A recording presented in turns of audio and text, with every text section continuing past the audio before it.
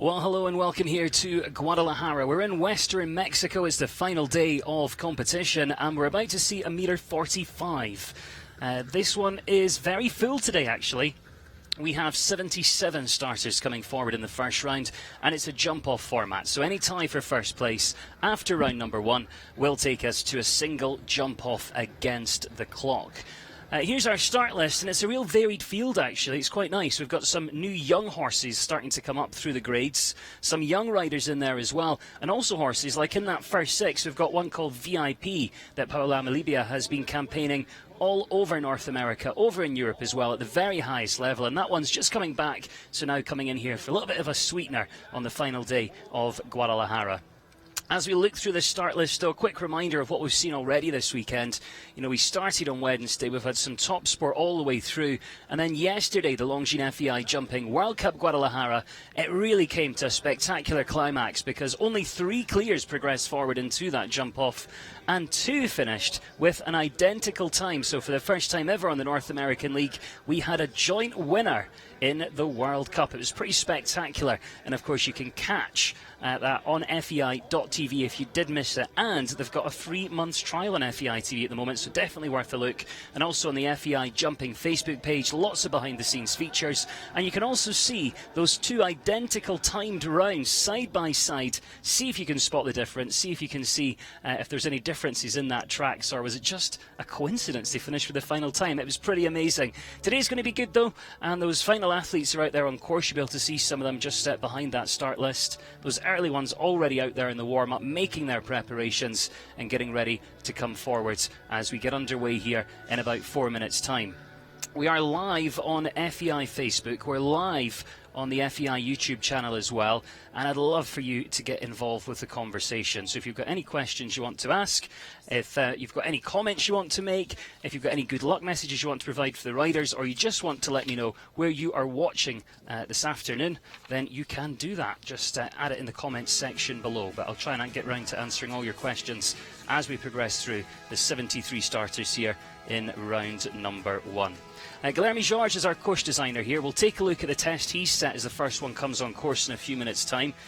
It has been measured though, and 77 seconds is going to be the time allowed in this first round of the competition. And I've had a walk of the course. I thought it was a very fair test today. It's not the biggest 1 meter 45 competition I've ever seen, but there's certainly some real kind of technical lines, and I think that time allowed will form part of the test. We'll wait and see in just a second.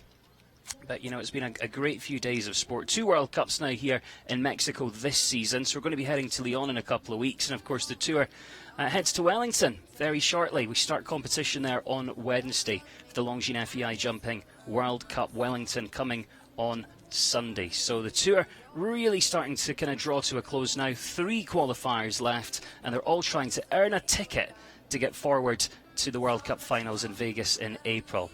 We've already had a quick look at the time allowed and stuff, but that is Guilherme Jorge. Many of you will recognise that name. He built the course for the Rio Olympics. Out there today, our athletes are going to be faced with 13 obstacles and 16 jumping efforts. I don't know if you heard in the background there, but the ground jury has just rung the bell, and that's a signal for any athletes that are still out there on course to clear that track, because the first one is coming forward momentarily. So again, if you are watching on Facebook Live, if you are watching on YouTube, make sure you get involved with that conversation. Stick your comments in there, and we'll get round to answering some of those questions as things progress here this afternoon. But great to have you with us, no matter where you're watching around the world. I know some of you will be very cold today. Up in Canada, I think it was something like -30 in Calgary. When I left the UK a few days ago, it was really rainy, really cold. So being here, although it's a little bit overcast today, I think the temperature's still about 19-20 degrees Celsius. Conditions are pretty perfect here for the 77 athletes that will start here. And I know this is one of the favourites on the Mexican tour, and it's a big tour over here in Mexico now. They've got a huge amount of FEI competitions. You know, looking back to about 5 years ago, they only had 1 or 2, and I think they've got something like 29 or 30 FEI events throughout the year in Mexico. And I'm sure that'll just keep developing. The other thing that's developing here is the amount of good horses they've got. They've really been investing in horsepower, and there's some exciting young riders coming through. So, you know, I think in 5 or 6 years' time, Team Mexico really are going to be a force to be reckoned with. Quite a unique arena as well. You get a great overview there, and you can see that kind of big tree acts as an island. And Guilherme's been using that fantastically well throughout this event. You know, he's really kind of sending them round the back, and it does kind of push them out into that top corner, makes them use all the room of the arena. And it's really interesting, actually, not just to be in a square arena or a rectangle arena, to have this kind of stranger shape, to have that island up there in the middle. Certainly gives lots of options for the course designers that do build here. I know Guilherme's one of the riders' favourites, so he set a great test yesterday for the World Cup. He set some fantastic tests earlier on, and for the younger horses as well, because the schedule here is packed. You know, there's something for the young horses, for the metre 30 horses, all the way up to the World Cup horses that were jumping a metre 60 yesterday. But this one is a metre 45, and there's 77 combinations coming forwards here in the first round. Best of luck to them all. And this is going to be Jose Alberto Martinez who joins us, gets us underway. A horse called Easy Blue, the 11-year-old stallion. This one by Chaco Blue. And this is a rider we saw yesterday in that World Cup. If you've been listening since the start of the broadcast today, I mentioned that we had a bit of an interesting end with two sharing the win, and this was one of the athletes that did actually share that victory yesterday in the Longines FEI Jumping World Cup Guadalajara. But this is a slightly less experienced horse he brings forward today, and this is our Pathfinder. So we'll take a quick look at this course in a little bit more detail as he gets underway. Remember, it's a jump-off format today, so any tie for first place, then we're off to the races. A jump-off will follow a little bit later, and with so many starting in this, and the quality coming forward, I think we are going to see, you know, at least 10 clears. But we start over that vertical. See him just using his upper body there, making the horse come back to him, down to the oxer. A little bit of a dog leg down the line, and there's a Liverpool water tray sitting underneath the vertical. You can see him just taking a nice economic line, not going too wide round towards this double. 2 strides through here, oxer to oxer, so a real power line down there. Just steadying down. That's probably one of the tallest verticals on course. A little bit skinny as well, so one of the most fragile tests to look out for. Then it's down to the power line, but I think that skinny vertical, the style's going to be one to look out for. Cuts across there at the angle. That helps with the left-handed turn as he comes down here. And this is a real thinking line. You've got power in, 6 strides down here, and then a delicate vertical, little rub through there, and then out over the oxer. A little bit of a breather around this corner now, but then you're met with a 1m80 wide treble bar. Big test though is when you land over the treble bar, you've got this vertical, and it's a very delicate plank sitting on top, not a full-size plank, you know, it's really, really skinny there. Takes a little check down towards this oxer. Time allowed of 77 seconds in this one, and he's going to come home in 72.91. Interestingly, you know, he's probably one of the most experienced athletes, not the most experienced horse in the competition perhaps, but the track he took was economic. He had that time allowed in the back of his mind, so although it looked like an easy time, let's just see if that plays out as things continue here. Carlos Rodolfo Molina and Calco de Trivier next, 9-year-old by Calypso. Another one for the home nation here, represents Mexico. Now he's had some nice horses over the years as well. And this one is just starting to become more and more consistent recently. Let's see how he gets on here. Younger riders in the competition as well. We saw him at the North American Youth Championships last year. Our team took the gold medal there. There's the horse called Sidalis.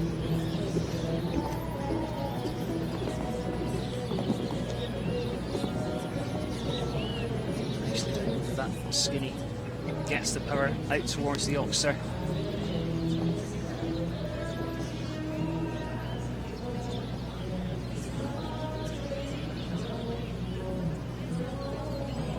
Trying to manufacture this round here, using the room, taking the checks where he has to.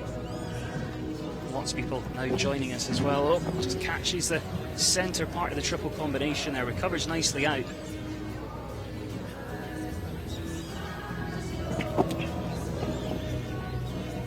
Although that treble bar looks a little bit scary and intimidating, the big test is that curved line and then a delicate plank on top, and then to get the power down there. But you can see he coped with that really well. And we mentioned that time, you know, 79.29. He is over the time allowed of 77. Picks up a time fault, finishes on the total of 5. So you can see, comparing the first 2 rounds, Jose Alberto Martinez, who has plenty of experience on the world stage, really took a more economic and forward line. Carlos, who we just saw, slightly steadier, slightly wider in places, and then that time allowed does come into effect. Having a quick look though on Facebook Live. Remember, if you are watching on there, any questions, any comments, if you want to say hello, you can let me know where you're watching as well. We've got Dondi, who's just joined us. We've got Maya, who's watching in Bucafino. I think I said that right. Judy Campbell's there. Alberto watching in Canada. Judy Campbell in the US. Myron in Brazil. Dina from Latvia. Great to have you watching with us all the way around the world. Keep those questions coming. Keep letting me know where you're watching as well. If you've got any good luck messages for these athletes, then feel free to add it in the comments section below. On track now though, Luis Alejandro Plasencia, Mick Jagger, another athlete that featured yesterday in the Longines FEI Jumping World Cup Guadalajara. Represents Mexico. Mick Jagger, a 12-year-old stallion by Chaco Blue.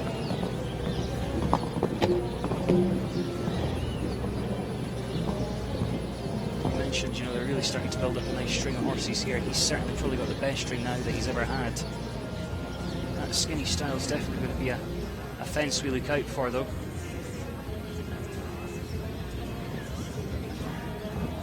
So far it's been the trickiest on course. It's probably the biggest on course as well. I think it's about 1.46 meters. Little rub coming through there. Here in Guadalajara, it's now a sort of 2-week circuit. Full competition last week, a 3-star event. We had this horse and he finished 5th in one of the earlier competitions, picked up an 11th place as well. He should really be knocking on the door, so very frustrating for him today just to take that skinny style down. Oh, and the last comes down as well. It's going to be 8 jumping, 1 time, total of 9 for Luis Alejandro Plasencia, and Mick Jagger, 78.50 the time. It's interesting, isn't it? Because Jose Alberto Martinez, who went first, actually made the time look very, very easy. But actually, it's not. So 3 combinations gone, 69 left to come. It's a real big field here today. And Carlos Alvarez and Shadalan now. Shadalan's 13 years old. It's a gelding by Chaco Blue. Chaco Blue is a stallion that's really popular around the world, but especially here in Mexico, you see so many Chaco Blue horses.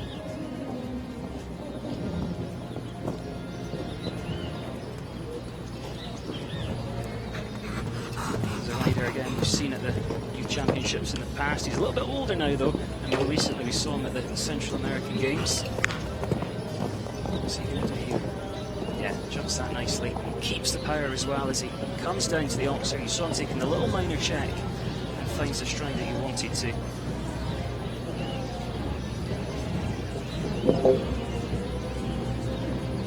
This is a relatively new ride on his string. Catches another. You can see him really having to check down to that triple combination. It's 6 strides, but it does come at you quite quickly.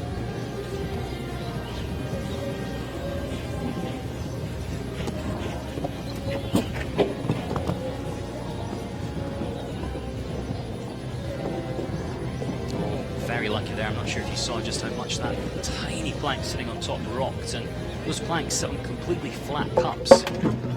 Catches the last as well.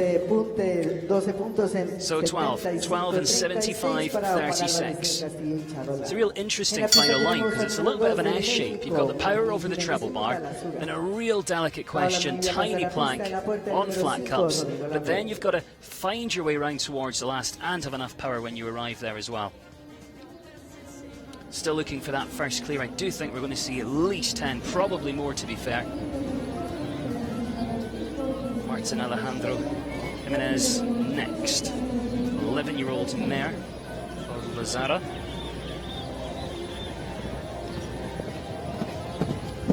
As I mentioned a bit earlier, you know, Guilherme Jorge is one of the most experienced course designers in the world, one of the riders' favourites as well. He always provides really fair tests, and I think that's true today actually. Well, there's a couple of lines that are a little bit trickier than others. As long as you prepare the canter, as long as you set it up properly, you shouldn't have too many problems.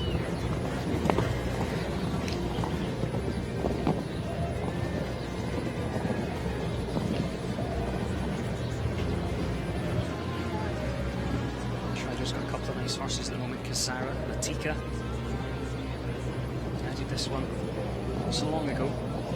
It's an interesting field. I think I said that earlier as well, actually, but you know, we've got some experienced horses that have made a bit of time off over the festive season and just starting to come back. Then we've got some new partnerships. This catches a couple of parts of the triple combination. It's a real domino effect, you know, when you're riding through a triple combination, although there's a stride in between, that's no room. You know, you can't really do anything. Try and sit back if they're a little bit long, but at the end of the day, it's all about preparation. Hopefully, if you come in with a good canter, you'll leave with a good canter. You can see how much scope that horse has. Just a couple of tiny mistakes on the way around means it's going to be 12 today, 72-29. Eveline's just joined us watching on Facebook Live in the Netherlands. Gina Williamson on there as well. Maria from Sweden. Great to have you all with us. Melissa is in Florida saying it's great to watch. Well, it's great to have you with us, Melissa. I'm in Florida. I fly there tomorrow, and I hope it's going to be a little bit warmer because I know it's been quite cold. I heard the iguanas were falling from the trees. It was that cold. Louise is in Ontario and just says hello. Hello, Louise. Kathy also watching in Florida. Heather Piat Fisher watching in Pennsylvania. Great to have you with us, Heather. So do keep those questions and stuff coming on Facebook Live and on YouTube as well. Always good to have you with us. We can see Paula Amelia is already on track. She's had a busy weekend, actually. She's got a few different horses here. This one is particularly nice. And actually probably one of the most experienced horses and rider combinations actually in the competition. Paula used to represent Spain where she's from, but then she headed over to Europe. She's now married to Federico Fernandez, who I'm sure we'll see a little bit later. She represents Mexico these days. She rode in the Grand Prix here with this horse last week, finished 8th. Some similar top 10 finishes in Dublin. She's ridden at Spruce Meadows. We've seen her in the World Cups in the past. In fact, it was second in the World Cup here last year, back in the 2018-2019 season. You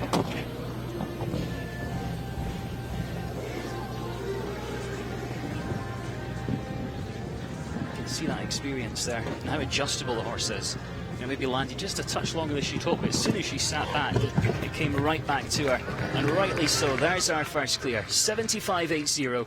Paola Amalibia, VIP, gives us clear round number 1 in the Copa Audi-Scappino here on the final day of competition in Guadalajara. 75.80. Time allowed 77. We've had a couple come home with faults, but in about 72 seconds. So that gives you a real idea and just how much of a test that time allowed us here today. Rodrigo Lambri, next to go then. Easy Girl. Another rider we saw in the World Cup yesterday. Another one with some great horses at the moment.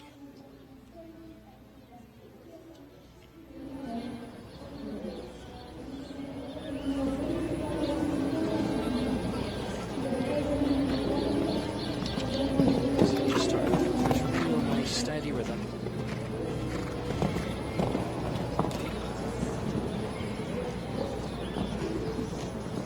This girl's a 9-year-old mare.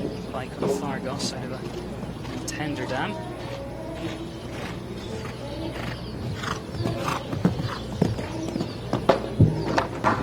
Catches that coming in. So just organised down this distance here. And catches it there.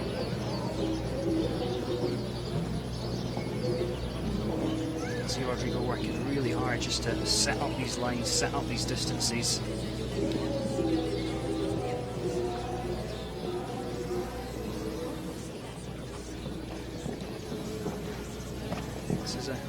First or second time we've seen this horse out this year. We saw him the last time, beginning of November in Lucia, where he was finishing, you know, top 3, had a couple of wins, went well at Spruce Meadows last summer. just going to start to come back out for the 2020 season, and I think he might have just given that signal to the jury. Yeah, he has. He's decided to retire and call it a day. But it's a real nice type of a horse, so definitely keep an eye out on that one as the season continues. En la pista tenemos al número 6 de Brasil, a Filippo Marcondes, que monta Florete. Emily's watching in the US, says beautiful riding. Malik says nice as well. Lavan Tuan says good. Heidi Foreman says beautiful run. I think talking about the last one we saw, Paola Melibia and the incredible VIP, and that'll be one to watch if we get to a jump off actually. Long way to go though, so make sure you get comfy, get yourself a drink, because there's 65 combinations left to go here in round number 1. We're going to stay with Brazil now. Filippo Garino and Florette van der Lambrock, 15-year-old mare by for pleasure, out of a Ballo Duraway mare. Some really good jumping lines there. Janie's just joined us from BC in Canada, Carol Driver in New Zealand.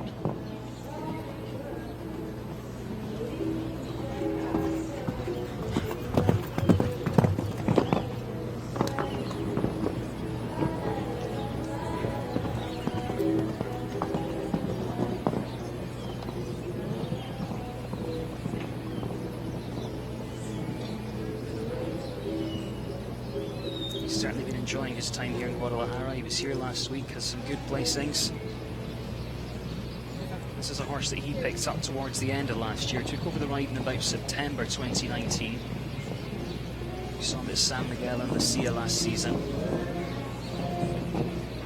This is probably about his maybe 8th, 9th, possibly 10th competition with this horse. You can see just how much power he has. Took a little check round the corner and thought maybe I just need a little bit more power. And as he lands here, he really had to set up for that skinny plank on top. And just catches that behind.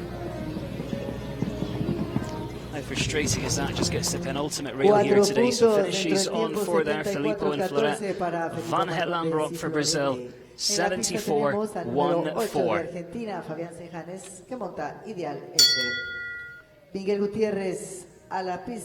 Plenty of talent still to feature here today. Fabian Cianis for Argentina with the 12-year-old gelding Ideal S. And for those that do want to see the start list or the live scoring, or have a look at the course plan, the same course plan as the riders get to see, then you can head to longinetiming.com, have a look on there. You'll be able to find the event, which is the World Cup in Guadalajara. Click on today's competition, you'll see a live symbol next to it, and from there you can see the start list, you can see the live scoring, and also you can see the course plan as well.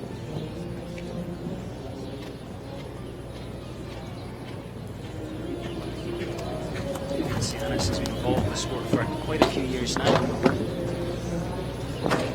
And both marched through there. Like a boulder rolling down the hill there. It's all about the canter coming out the corner. You need the power out the corner. And also just keeping that containment. Look how much ability this horse had. You can really see it balloon over that upside. He's got another horse called Temple. He's got another one called Las Palmas out. Although this is a 12-year-old, there's hardly any mileage on it at all. Jumped his first international competition here last week. This will be about his 5th or 6th competition with it, you know, so he's really been trying to produce it over these last 2 weeks here in Guadalajara.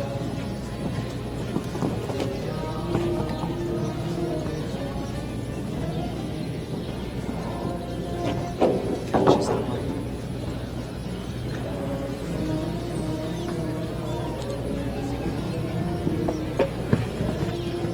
So in total today, it's going to be 14 there for Fabian and Ideal S. But you know, there were periods out there that were really nice. So you can certainly build on that. You know, as I mentioned, he brought it out for the first time internationally last week. So although 14 faults is a bit frustrating for him, it's not the end of the world with a brand new horse. 81.43 his time was as well. 9 combinations gone so far here in this first round. Paula Amelibia, now riding for Mexico, are only clear with VIP. So to guarantee a jump off, we do need another clear. But given that there's so many still to come, I really do think we're going to end up with 10 or 11 in this one. Miguel Gutierrez on track. Repair Diol rides through Mexico. 10-year-old gelding. Really really starting to come into its own now, this horse.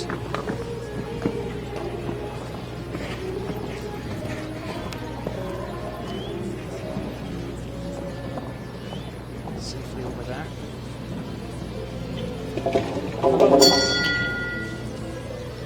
You can see in this situation, the horse didn't really make an attempt to take off. Smashes through the front element.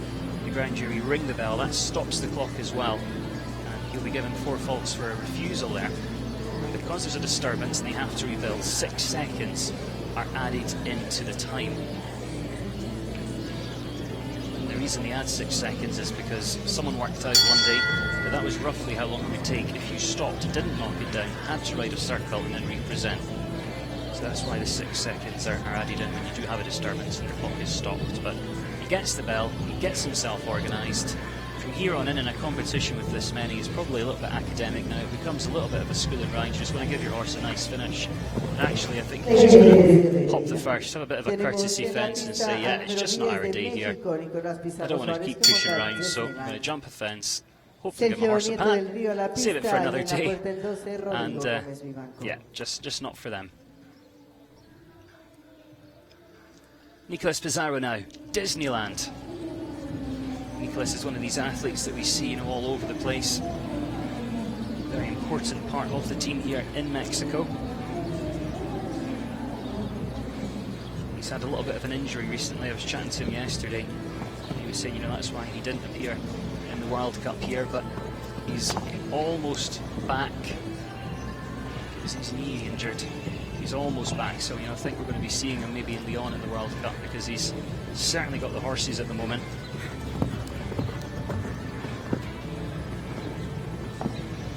This is one he brought out for the first time in March last year.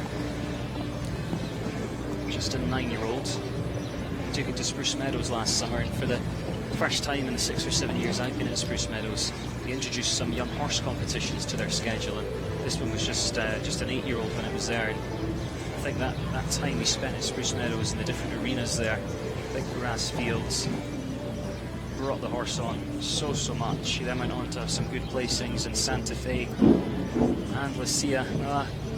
6 strides sounds like a lot, but a triple combination does come at you after that oxer.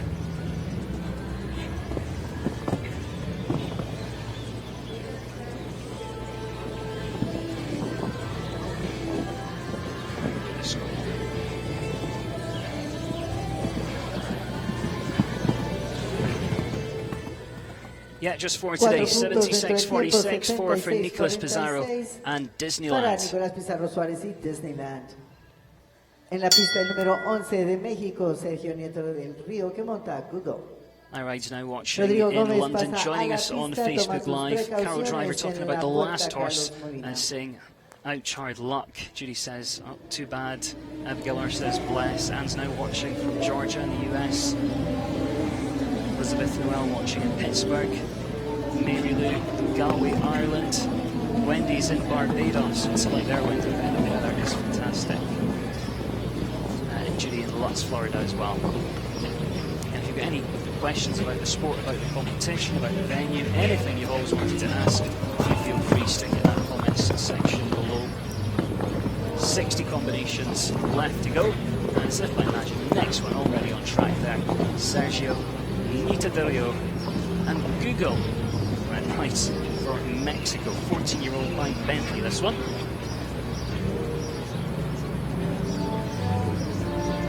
He's looking to work quite hard around that corner today.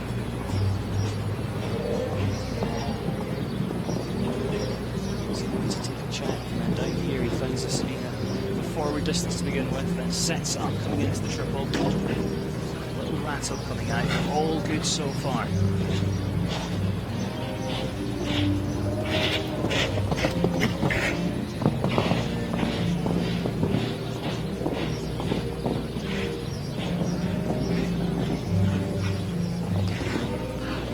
Towards the last.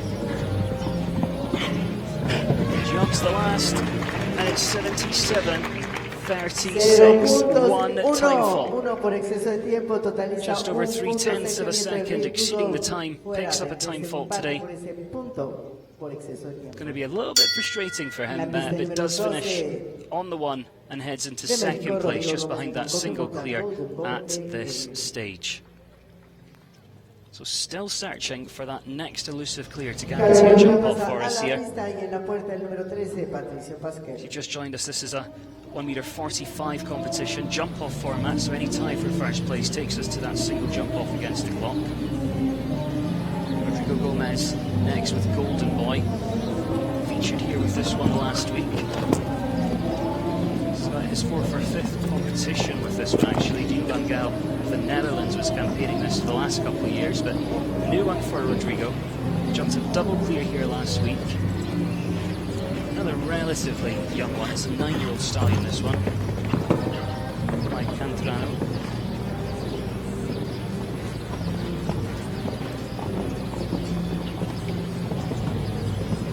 Alex watching in El Centro, California.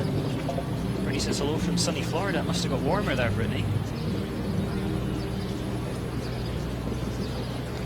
Brittany says love this and hello from Richmond. James watching in a rainy Petersfield. Carol says nice triple. Okay, great to have you all with us as you're watching. You mentioned that triple combination there, Carol. And I don't think Rodrigo is going to think it's quite so nice now. You can see him working really hard there. I think he looks like he almost forgot about that triple bar.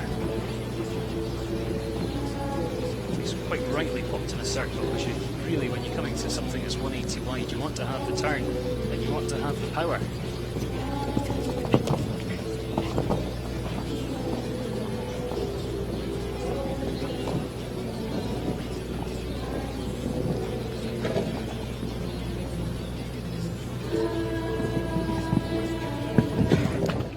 Today, 16, 92, 79, Rodrigo Gomez and Golden Boy. Again, a new one for him though. Always interesting to see so many new horses coming through. Getting to see them when they first come out at this level, and then hopefully next year we'll be watching them jump the World Cup here in Mexico and beyond. Mary's joined us from in Ocala. I'll be in Ocala in, I think it's March, Mary. Rona's watching from Kenya. Wow, that's far. And Laura from Oregon in the USA, all joining us on Facebook Live. I don't think the live chat's working on the FEI YouTube channel, so if you do want to get involved with the conversation, you'll have to head over to Facebook, just search for FEI jumping, and you can get involved with the conversation there. Carlos Rodolfo now for then Dylan Andrea, 13-year-old by Kiram Di Rival.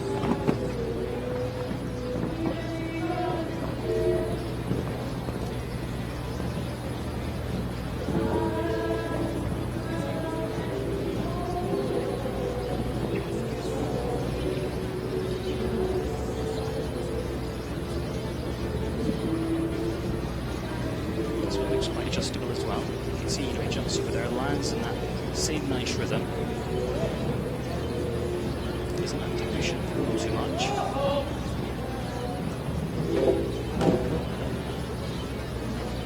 Which is the front bar and the hocks are coming out. Perhaps he could have just taken a tiny more, a little bit of a check coming down towards that triple combination. And it's all about the canter coming in to a test like that. Time-wise going to be fine. It just finishes on 4 today, 74-31, 4 faults. Still on that single clear from Paola Amaliba. Patricio Pascual Poe next. Miss Michaels, 11-year-old by Michael. So if you've been watching for quite a while and you are getting involved with the conversation, let me know what you think are the big is from 10 to 11, triple combination down towards that very skinny, delicate blanket fence 11. But if you disagree or you think there's other big tests out there, of course, stick it in the comments section below. Where would you be looking out for if you were riding this one?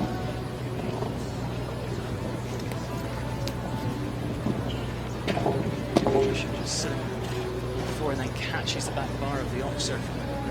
The looks of it from here, I think he's going to be up to 8. Yeah, he is. So 6 on 8 at the moment.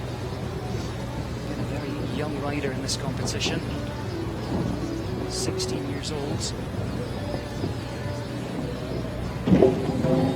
Second part there. Oh, and the last part of the triple coming down as well. Saw him in the amateur division here last week. He finished top 3 with this horse and only won a competition.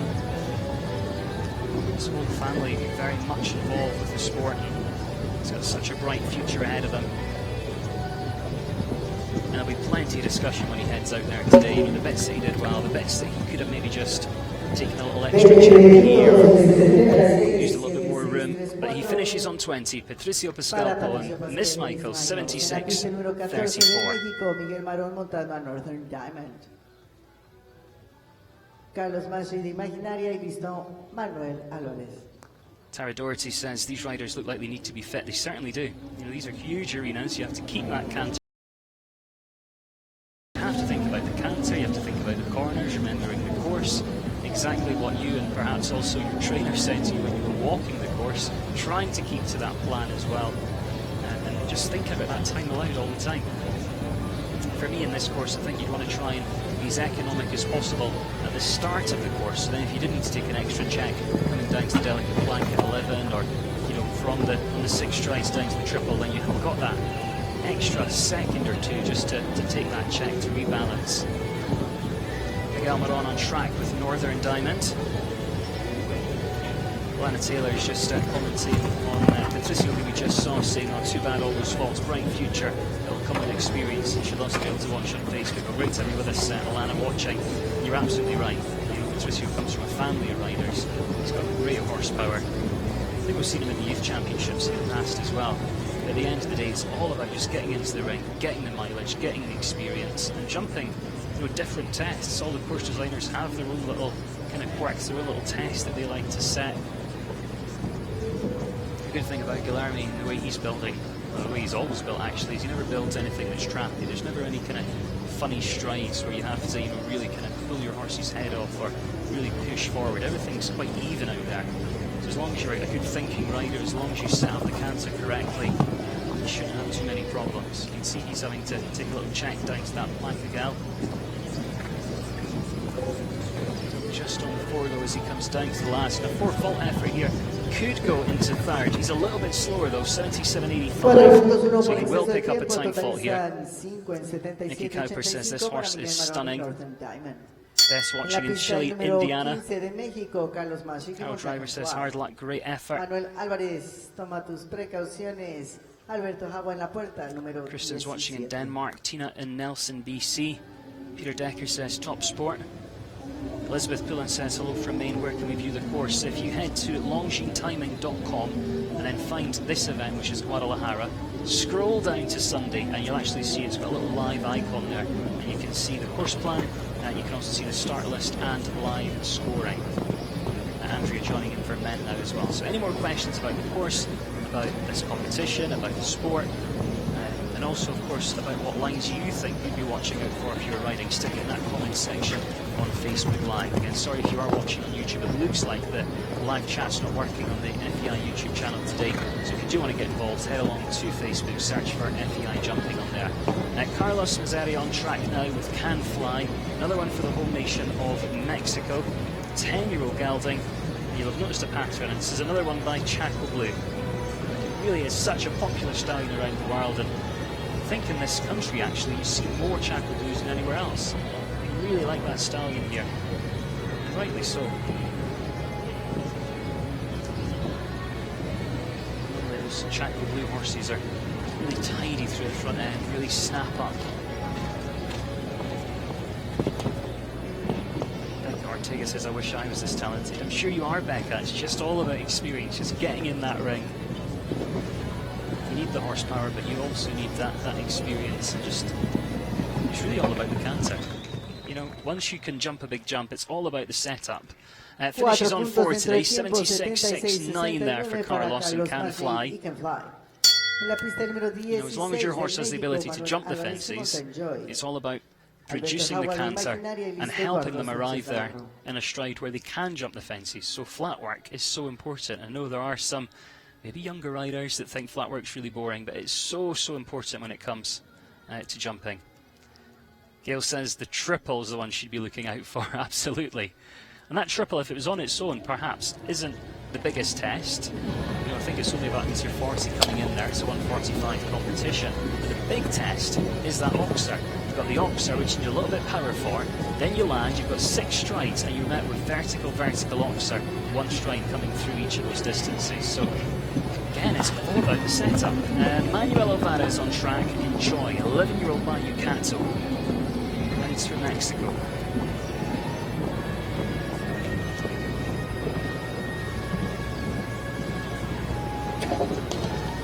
Islam says beautiful horse.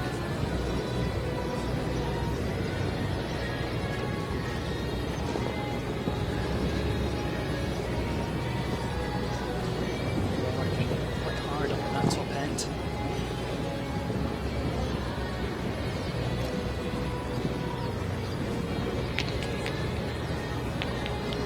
It's a really nice big arena, this one. It's a nice shape as well, and it's nice it's got that island with the tree. Whoa, whoa. What happened there? It looked like he just didn't quite lock on coming around the corner. Didn't quite like the look of that treble bar. It's a metre 80 wide, that one. As he comes back round, jumps it no problem, but isn't really able to just get that rhythm back from here. Just comes a little bit long.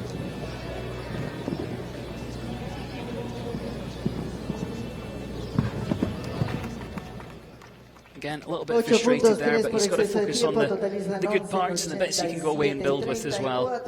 He finishes on that total of 11, 87.34. So we've seen about 18 combinations come through so far. Plenty of riders almost came clear, but actually we've just got one of those, Paola Amalibia and VIP. She was clear 75.80. Sergio Nito de Rio finished on a single time fault behind her as well. And a whole host, about 5 or 6, on a single 4-fault effort here. Now comes the turn of Alberto Hawaii. This is Elvis Presley, 10-year-old gelding, KWPN horse. Alberto represents Mexico.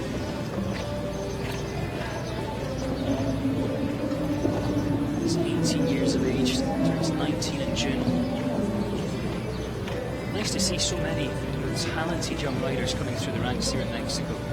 I really do think in 5 or 6 years they're going to be a force to be reckoned with. And when they get to, maybe not Tokyo, but the games after that, absolutely.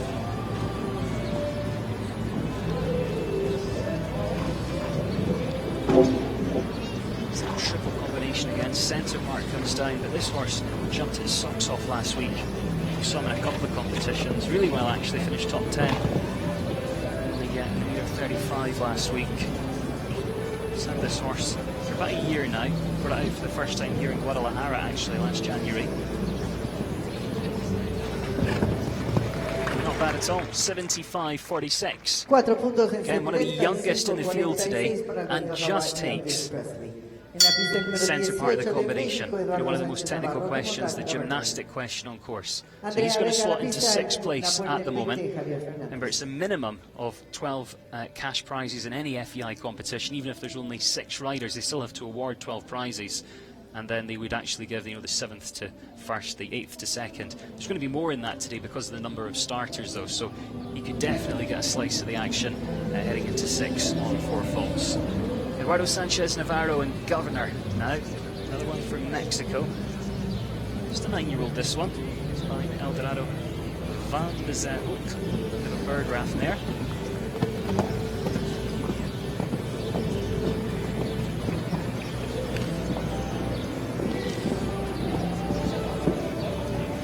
Powering on down there.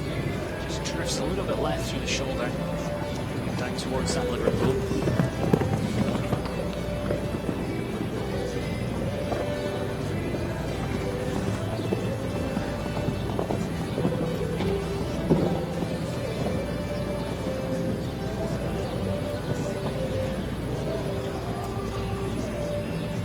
Triple combination and that flank. That's the big ones to look out for, isn't it? That's skinny as well. Sandyke.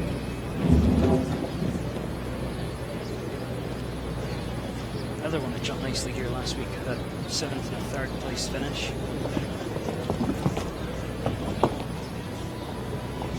Eduardo started riding this last summer. It's the other one we talked about, isn't it?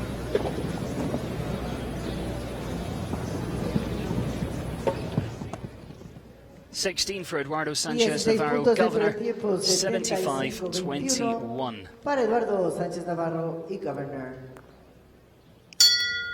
Dirk says stunning PWPN Governor. Oh, he's a real nice horse. And, you know, I didn't really expect so many faults from them actually after watching them last week. Becca's watching in Camden, Harden Towelstown. Harden's a great athlete as well.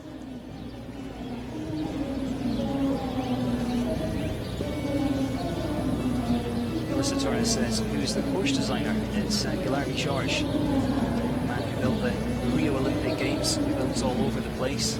Does a tremendous job, one of the riders' favourites actually. He's based in Florida. He's going to be heading actually to the Winter Equestrian Festival after here. He'll be based there for the next few weeks. Building in the various rings. This is Andrea Vega Brockman now with Charlene, riding from Mexico. 10-year-old. Yeah, it's another one by Chaco Blue. It's their favourite stallion here, I'm convinced of it. Billy says, who do you think out of this field looks most Olympic worthy? Great question, Billy.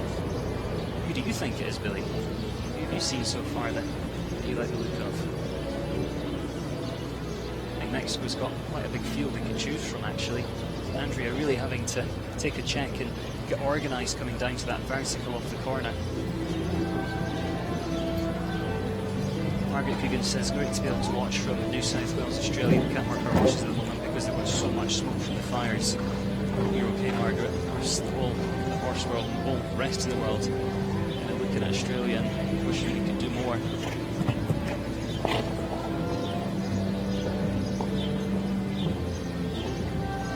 Triple combination's been tricky, isn't it? We saw some great riding in there today from Andrea. You know, there was areas where if she just sat there, the horse would have plugged through the fence, and she really had to, you know, take those checks, rebalance, reorganise. And in the end, she comes home on 5, but had to work hard in there. Great riding from her. Finishes in 79.82, slots down into 11th place.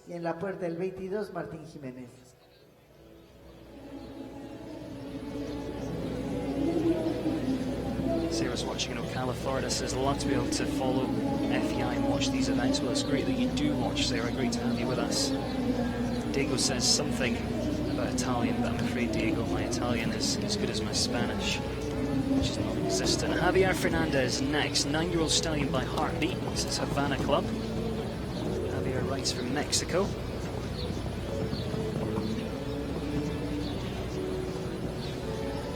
Have just joined us, we've got about 51 combinations left in the first round. Still a single clear from Paolo Amelibia. Have been wrong before, but I do think we're going to see a jump off, and I do think we're going to have about 10 clears.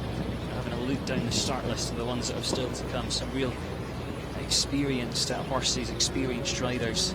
Even people like Patricio Pascal and the fantastic Pomerol. He's jumping this one in this class. So I do think we're going to see a jump off here today. Sadly, Javier's not going to be in it, just having that single rail already. Final part of that triple as well. Again, a test of the triple combination really comes before the oxer, before you jump down that 6-stride distance. You want to try and have that activity in the canter, you want to try and have that rhythm, and as you land, can make those tiny adjustments to the tempo because it does just come at you so quickly. Right, it's going to be 8 falls today for Javier Fernandez, Havana Club, 75.05. En la pista tenemos al número 21, representa a México, Francisco Pasquel, que monta Manzano. Martin Mary Hunter Jiménez says, Diego wants to know if there's any Italians competing. Thanks for the translation, Mary. And the answer is no, sadly not this year.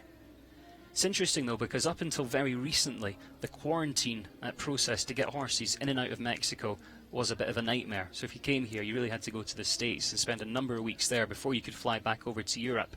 I'm pleased to say that has changed. So I think we're going to see the Mexican athletes heading over to Europe a lot more, because it means they can nip over there for a few weeks and come back.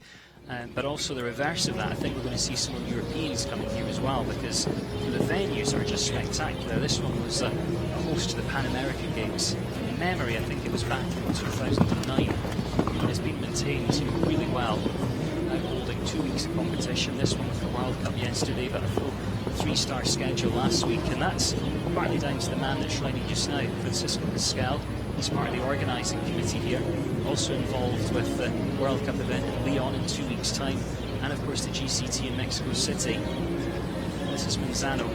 This is a horse he knows well. It's by numero uno, just oozes talent. And actually, Fran's just had really bad week. He's just had so much bad luck. He's come so close to being clear on so many occasions. When you think of Mexican athletes, he's one of the names that just pops into your head because he's been part of the team for so long. He's had so much great success as well. Relatively, at least in the last couple of years, part of the team that picked up a gold medal at the Central American Games. I talked about the bad luck, and there it is. Almost foot perfect all the way round, and just catches that final fence, 74.62. Just the last coming down, Francisco Pascal and Manzano. Gutted for him. He's going to head down into 6th place. Didn't expect that, actually, especially with that horse and that rider together. Wow, that's show jumping though, isn't it? One day you're up, one day you're down, and you have periods of bad luck. You've just got to keep that positive thinking.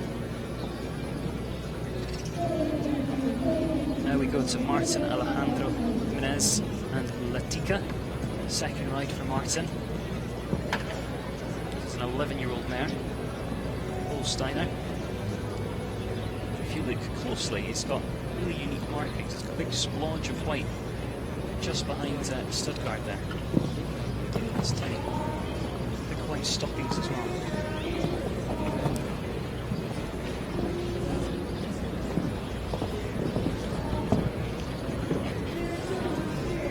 If you are new to equestrian sport, horses' stockings are the white leg markings on their legs. If they're small and they're down near the bottom of their legs, then they're socks. If they come up, they're stockings.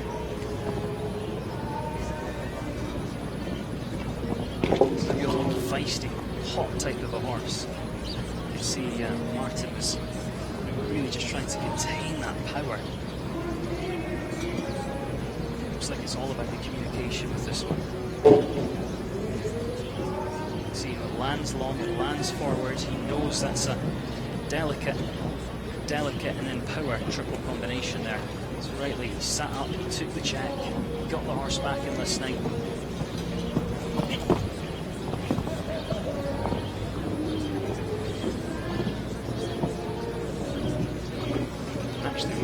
Down to that skinny plank, but then lands along and catches that one. Rough there as well. So just over 77.23 there. It's going to be a total of 9. Paola Amalibia then, she makes her way forward once again. Remember, we saw her earlier with a horse called VIP. She gave us our first, and so far, only clear in this competition. She comes back with another horse. This one's called Tango, 12-year-old, like Cooper van de Hethink. This is brand new for them. Michelle Kenny of Ireland was competing this on the European circuit a couple of years ago. And a rider from Argentina took over the ride. Paola's husband, Federico Fernandez, a great athlete in his own right, he was campaigning this in Lucia last year. And I think this will be about the 3rd or 4th time Paola's jumped it internationally, so a real new ride for her. But she's just ridden so many horses over the years, and I think when you have done that, you start to kind of compare a little bit. Even when you get on, you think, well, this is like that horse because it does this, and it's like that one because it does that. So you kind of get to know them really quickly. This is a kind of happy looking horse, you know, just stays in that nice rhythm.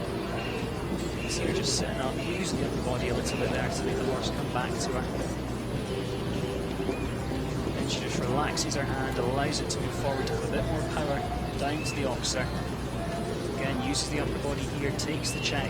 So you can see she's making those tiny adjustments, and the horses instantly, you know, just listening to her.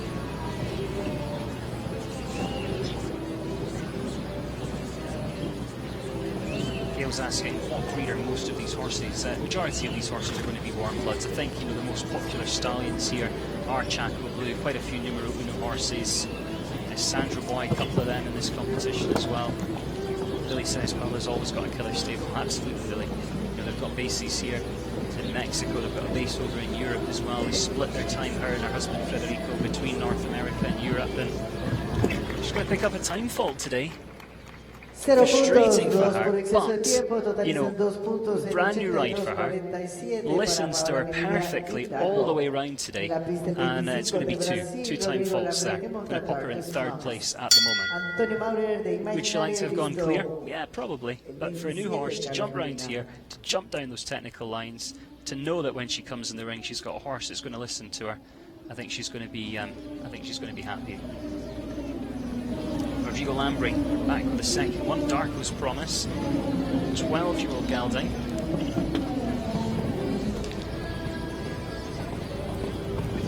Talented rider, this one. A nice guy as well, actually. Represents Brazil. He followed his father into the sport. His father was so passionate about horsemanship and the sport show jumping. His dad represented Brazil in the 1991 World Cup event in Brazil. His brother Santiago also participated in the sport. He was at the Olympic Games in Sydney. Rodrigo himself, part of the team that took a gold at Pan Am Games last year.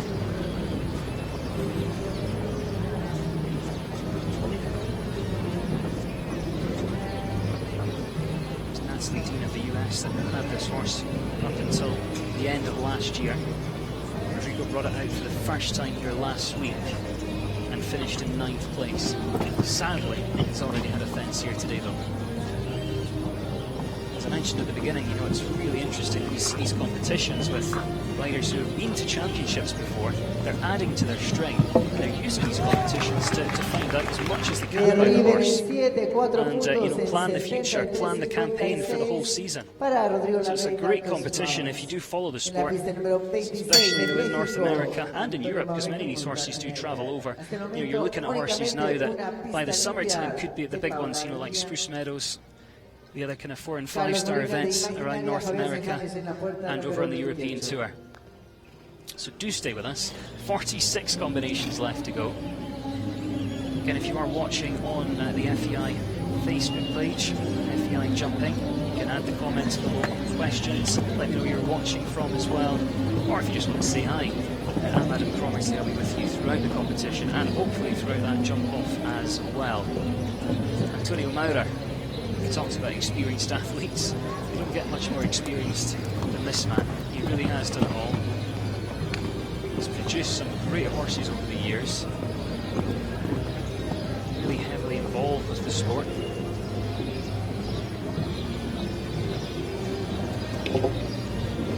Rattle there. He was the chef to keep in a Mexican team at the Pan Ams in 2015. You know, various committees, and of course he's been to the Olympics himself, he's been to the World Equestrian Games. Whoa. Canny. No. When I mentioned earlier, it's a bit of a domino effect down that line. That was a great example of that. He had that little issue coming into the Oxford. You could see him, you know, do everything he possibly could to set it up for the triple combination. Recovers well coming out. Does sit on the 8 faults at the moment. This is one Rodrigo Lambry had actually. We saw Rodrigo a couple of minutes ago. He was riding this last year. With Antonio now, though, who finishes on 9:77.85. Para Antonio Maura in Connecticut. En la pista el 27 de México, Carlos Molina, que monta C. Trina Walsh says, is Canada jumping? I'm afraid not, Trina. Gail asks, who's the youngest rider today? We saw one earlier on, actually, who was just 16. I'll have to look back on my start list of who that was, but there's a few younger ones, you know, 16, 17. Now, they can only jump the World Cup, the big Grand Prix, in the year that they turn 18. So if you're turning 18 this year, you'd be okay to ride yesterday. There are a couple in here, I think, if they were allowed to, would have tried to get into the World Cup yesterday, but because of their age, they're actually jumping this, which is going to be their Grand Prix of the week. Carlos Rodolfo back on track, second ride for him in this competition. This is C. Dallasel Z, 12-year-old mare by Voltaire Z. He just had one rail with that first horse. He's had one rail with this one so far. Abigail Orr's watching from the UK. I left the UK, I think it was last Tuesday, when it was cold and wet and miserable. Look at the weather we've got here in Mexico. Love coming to Mexico. We're so friendly here in Guadalajara, actually. The restaurants are fantastic. It's walking distance from the hotel that we all stay in. Second part of that triple. So if you are planning a holiday and you want to watch some great sport, then get this one in your diary for next year.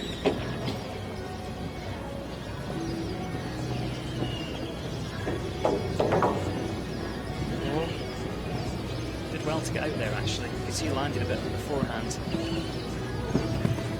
12 today for Carlos Dallasel Z, 73.98. Daniel Hunter's watching in Alberta, Canada. I'll be in Calgary over the summertime.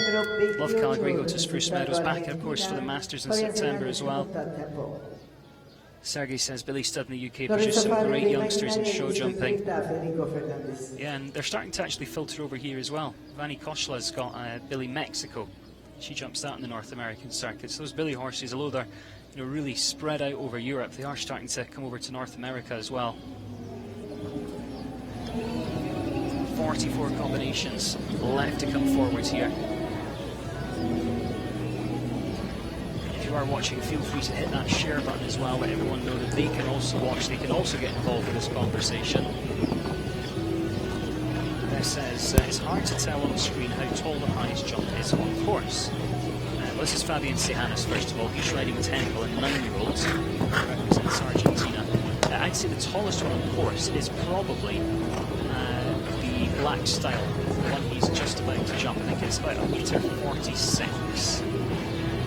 Same with that fence number 11, it's a full-up 1.45 m. Overall, I don't think it's one of the biggest 1.45 m tracks I've ever seen, but the time allowed is definitely part of the test. We've seen the technical lines are part of the test, and I think Guilherme Jorge, our course designer's got it spot on. If you do want to have a look at the course plan, you can find that on longinetiming.com. Start list and live scores there as well. Keep watching as well. Don't dare with us.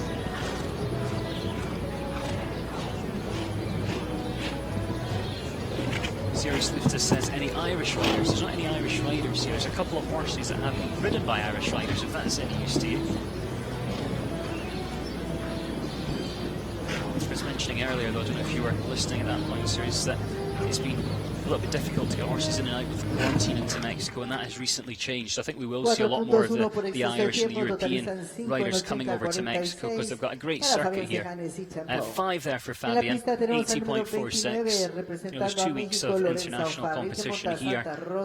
Then we go to Leon in Mexico in 2 weeks. So the way the tour works for World Cups is we do Guadalajara, which is here. Then we go to Wellington, Palm Beach Masters. That's next weekend. Then we come back to Leon in Mexico. That's more kind of central Mexico. We're in western Mexico at the moment. And because, that potentially if Irish riders or European riders came over, they could do 2 weeks here, have a nice little holiday in Mexico, and then go straight to Leon. I think now those quarantine issues have been resolved, and it's easier to come in and out. I think we will see more coming over. Lorenza O'Farrell. What a great rider she is. We saw her yesterday with Queen's Darling, her top horse, I would say. She finished 3rd in the World Cup. Now she comes back with Santa Cresta Qual. 13-year-old Banquina de Revel. She's a real nice rider, actually.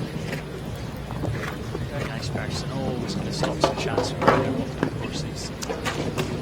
Both parts there. 6 on 8 at the moment.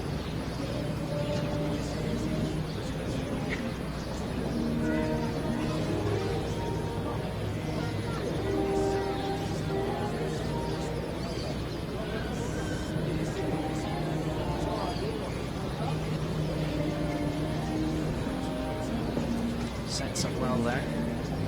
Same here, you can see she... Come on! Whoa! Yeah, she really had to hustle to get through there.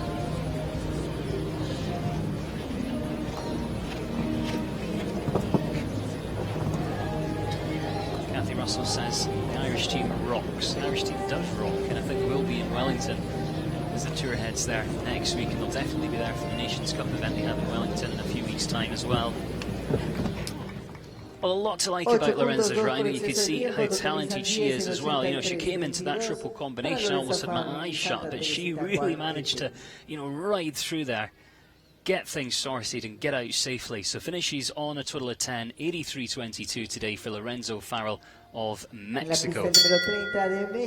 Gail says these riders are all so lucky with their long legs. I think long legs do help. I've never had long legs. I don't think I ever will.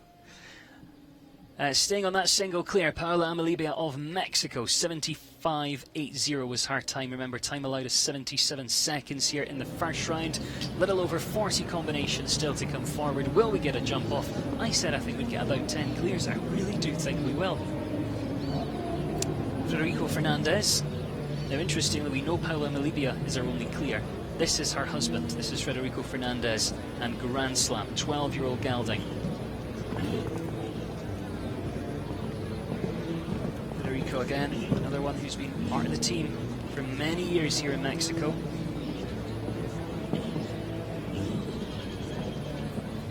He started running at the age of 6. He's been producing horses, I think, since about then. He's been to 3 Olympic Games, numerous World Equestrian Games, World Cup final, Pan American Games. And they're never short of good horses in their stable. One called Grand Slam. He's had it for probably about a couple of years now, actually. Just had a couple of time faults here last week in the metre 35. Top 10 in the Grand Prix in Valvanera to end last season.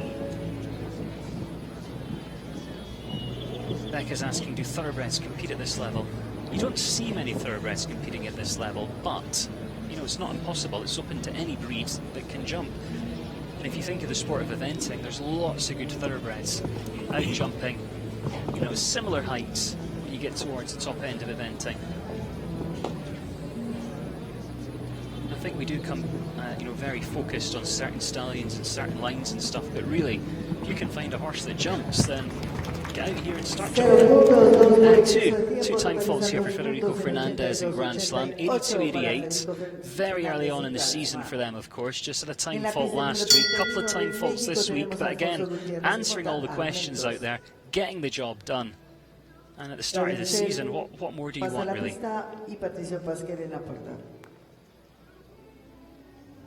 Alex Conway says, didn't Federico Fernandez ride on the winning team in the Nations Cup at Dublin a couple of years back? He did. He's been a long time member of the team. He's been to so many Nations Cups, Nations Cup final as well. Alfonso Gutierrez getting underway here. Mentos.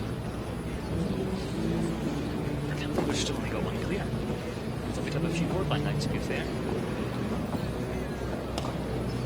Watching on Facebook and you are getting involved in the conversation, let me know how many clears do you think we're going to see. We've got about 40 left to go. So we're around about the halfway stage. We've only got one. You think I'm wrong? You think we're not going to see 10 clears? I'm getting a bit worried myself now, to be honest. There are some nice horses coming towards the end, though.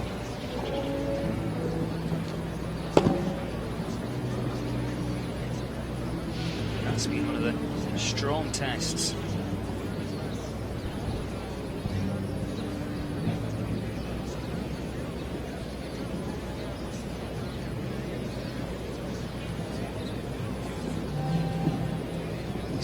As he comes down here.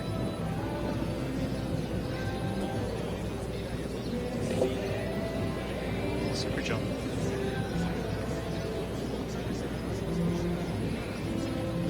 Someone earlier was asking about who's the youngest riders in the competition. Well, Alfonso's not the youngest, he's about 21 years of age.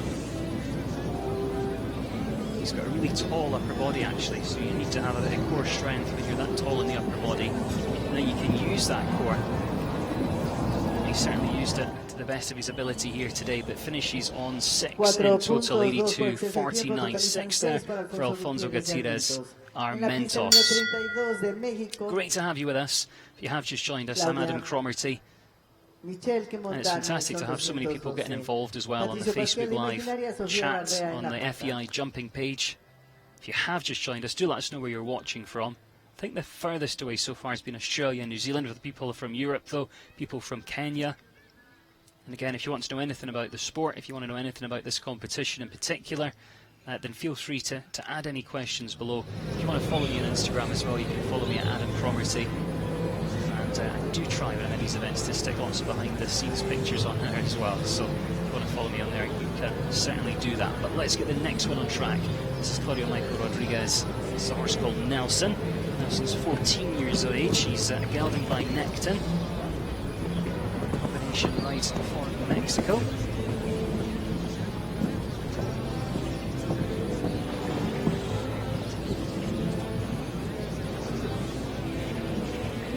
Probably another one of the young athletes in this competition. About 20 years of age, this one.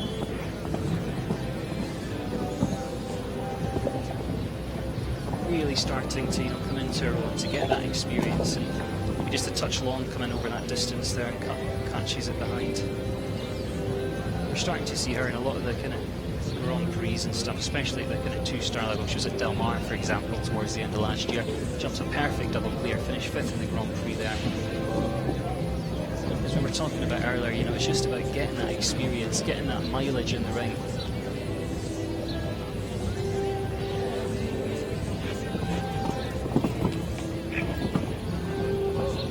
Still a relatively new ride for her, actually.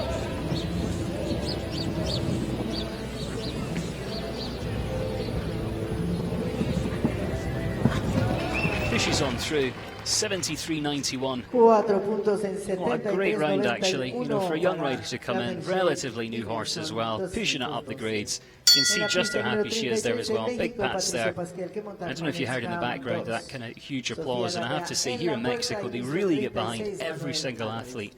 They're so focused on the sport here. They're so welcoming to everyone that comes from outside as well. Cornet's Crown now by Cornet's Prince. This is a 9-year-old stallion. This is Patricio Pascalpo, who comes forward riding for Mexico. The Pascal family, very well known here in Mexico, heavily involved with the sport.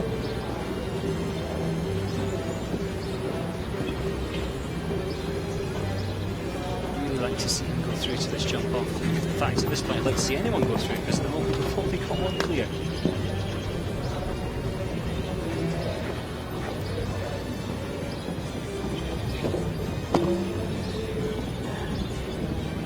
Certainly been the test in this one.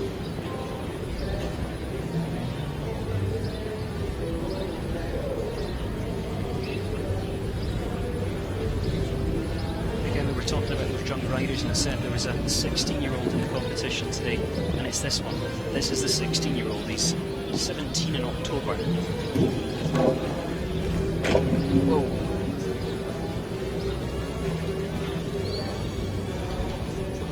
Saying the same phrase, but the sort of domino effect really describes it so perfectly coming through that triple combination. It's all about what you've got coming in.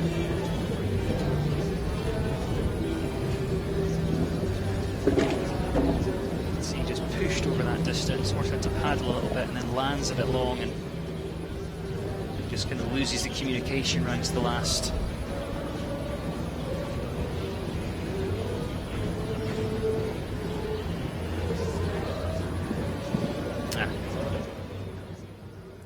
Be hearing that bell, and it is going to be elimination today for Patricio and Cornet's Crown. And he's definitely going to be a little bit frustrated, but you've got to remember, he's so young, 16 years of age, and he's in here competing against some of the best in the world, and the best certainly in Mexico. Sofia Larrea now, Sandrado. This is one we've seen on Nations Cup teams. We've seen her do quite a lot, actually. She's got a 12-year-old in this one by Sandra Boy, represents Mexico.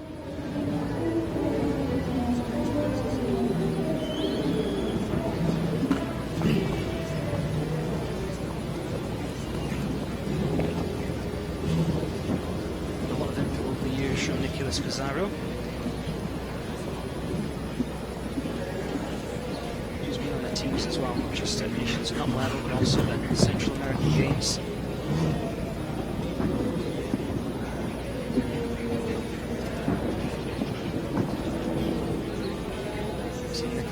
Ride this one. Guadalajara's now back here riding in Mexico. He was the Spruce Meadows rider for about a year and a half, and then he's come back to Mexico. He was here before, he was riding at Spruce Meadows, so now back here, and he's ridden this one before as well.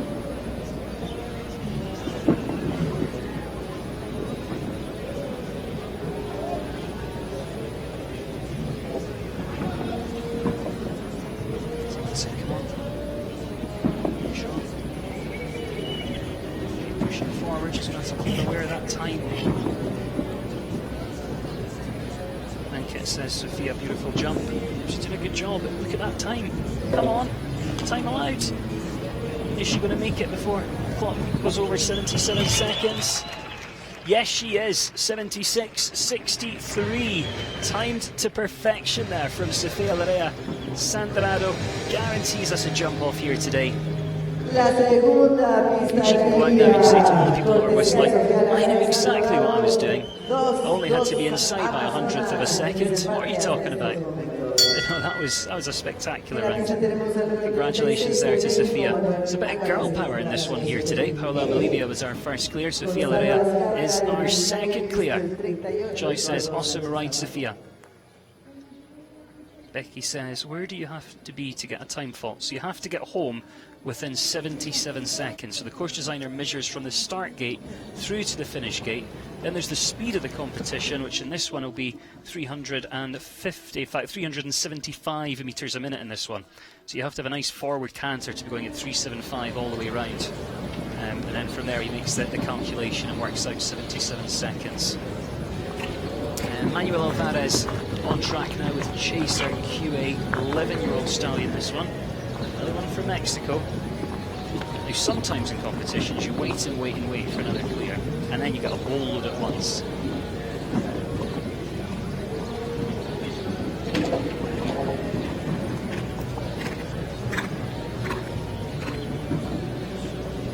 Jay Campbell says about Sophia's round, beautiful smooth ride, made it look so effortless. She certainly did.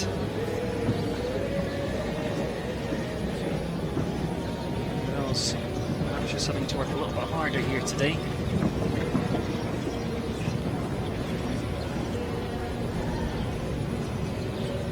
Look how perfect the conditions are here. The sun's shining, I think it's probably about 23 degrees Celsius now. Worked really hard to maintain the surface, so I was out walking the course earlier and it's really springy. You can see the horse really just hopping off the ground over these fences. 8 jumping, time allowed comes into play, 81.25, going to be a total of 10 there from Manuel and Chaser QA. Para Manuel Álvarez y Chaser QA. En la pista número 37 de México, Gonzalo Azcárraga, que monta con Luba. 37 combinations left to come forward in this one. Remember, if you are watching, keep hitting that share button as well. Let all your friends know that they can enjoy the sport here in Guadalajara. Final day of competition. Gonzalo Azcárraga comes forward next. Con Luba. What a week he's had. If you didn't hear me mention it earlier, we had the Longines FEI Jumping World Cup Guadalajara, so the World Cup qualifier at this event was yesterday. We started 22 in the first round, we got 3 clears. Gonzalo was one of them, came in, and then finished with an identical time to another rider, and we had a joint win in the World Cup, which has never happened before on the North American League in the World Cups.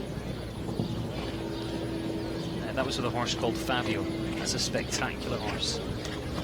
And actually, to qualify to get into yesterday, we saw him jump earlier in the week.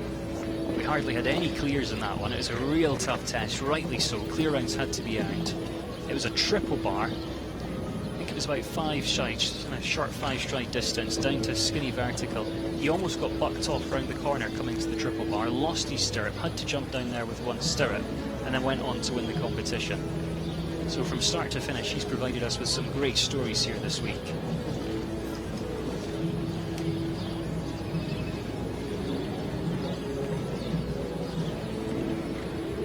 the other fun fact about Gonzalo is he's actually an amateur.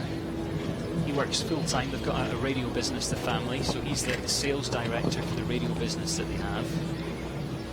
His brother rides. His dad, Jaime Azcárraga, has ridden for many, many years. He's been to the Olympics. So it's a real kind of family sport. What a talent he is. 76.25 inside the time. I did mention once you get another clear, they start to come fast and fast. He's going to be clear. It's our third clear in this one. He's alongside Sofia Larea and Paolo Amalibia. Ramon's joined us from Lisbon. Good to have you with us, Ramon. Again, keep hitting that share button. Any questions, any comments, any good luck messages for these athletes, feel free to stick it in the comments section below. But fantastic to have you all get involved with the conversation. You're keeping me company here this afternoon as I sit in the sunshine and watch this incredible sport here in Guadalajara. So thank you to everyone who is getting involved. Eduardo Sanchez Navarro, Alberto, Audi-Scappino now. This is just an 8-year-old. One of the younger horses in the competition today. But with the experience that this athlete has, he's produced some great horses over the years. It's a horse in very good hands.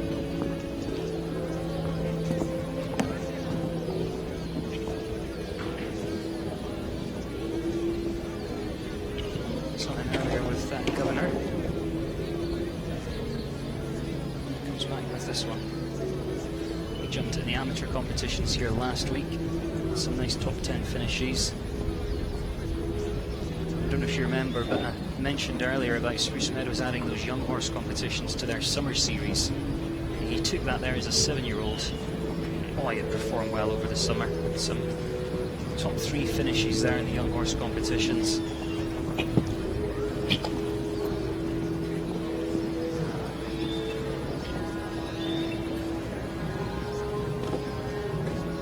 Very nice young horse. He's got all the ingredients to be a superstar. Today he's going to finish on the 4, 75.63. 4 faults there for Eduardo Sanchez Navarro. Alberto Audi-Scappino heads down into 14th, and at the moment I think that would still be in the money, you know, because the amount of starters we've got here, there will be more than 12 cash prizes, so at the moment he is still in the money. We've got 3 clears, we've got 1 on 1-time fault, 2 on 2-time faults, and then lots on 4 faults. So the fastest 4 fault round sits in 7th, and that's 72.91. So in a competition like this, if you have an early rail, it means you can then start to push on a little bit and try and get home as the fastest 4 faulter, because you know you could still get some nice prize money.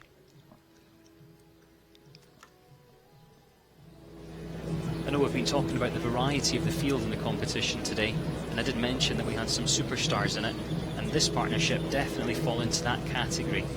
Patricio Pascal, another one who's been to many team competitions. He picked up a silver medal as part of the team at the Pan Am Games for Mexico last year. He's been to the World Equestrian Games with Babel as well. And this is Pomerol, another experienced horse actually. Finished 10th here in the Grand Prix last week.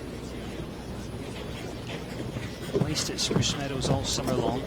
Took it to the Masters tournament there as well. Placed in the World Cup here last year. I mean, it's done pretty much everything, this horse. I know he thinks a lot of this one. 11-year-old stallion here.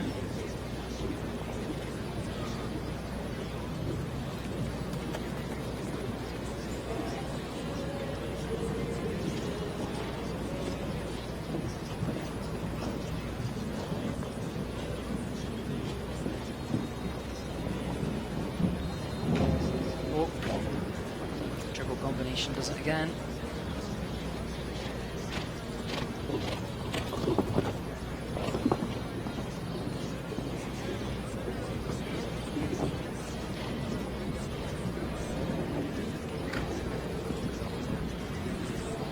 Going towards the last.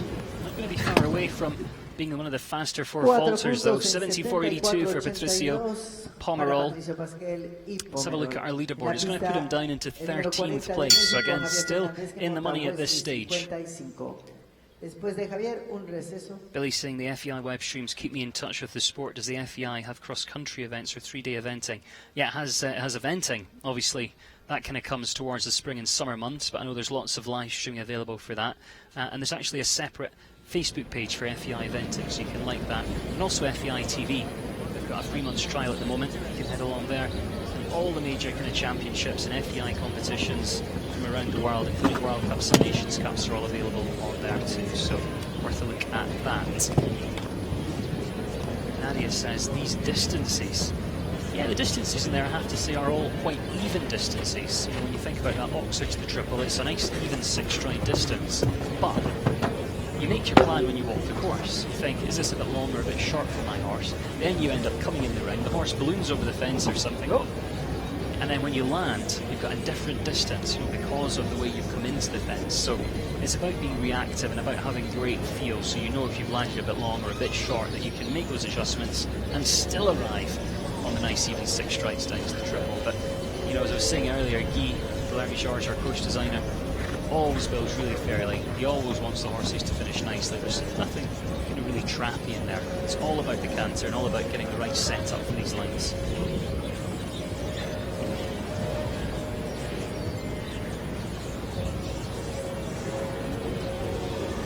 Marie joined us watching in Tasmania, Australia. Good to have you with us, Louise, and I hope the fires are starting to settle down. I know we've all been keeping an eye on the news and sending you our best. Quick, but you know, he knows this horse. He knows what he can do with it. Javier Fernandez on track with Wesley. It's a 14-year-old horse.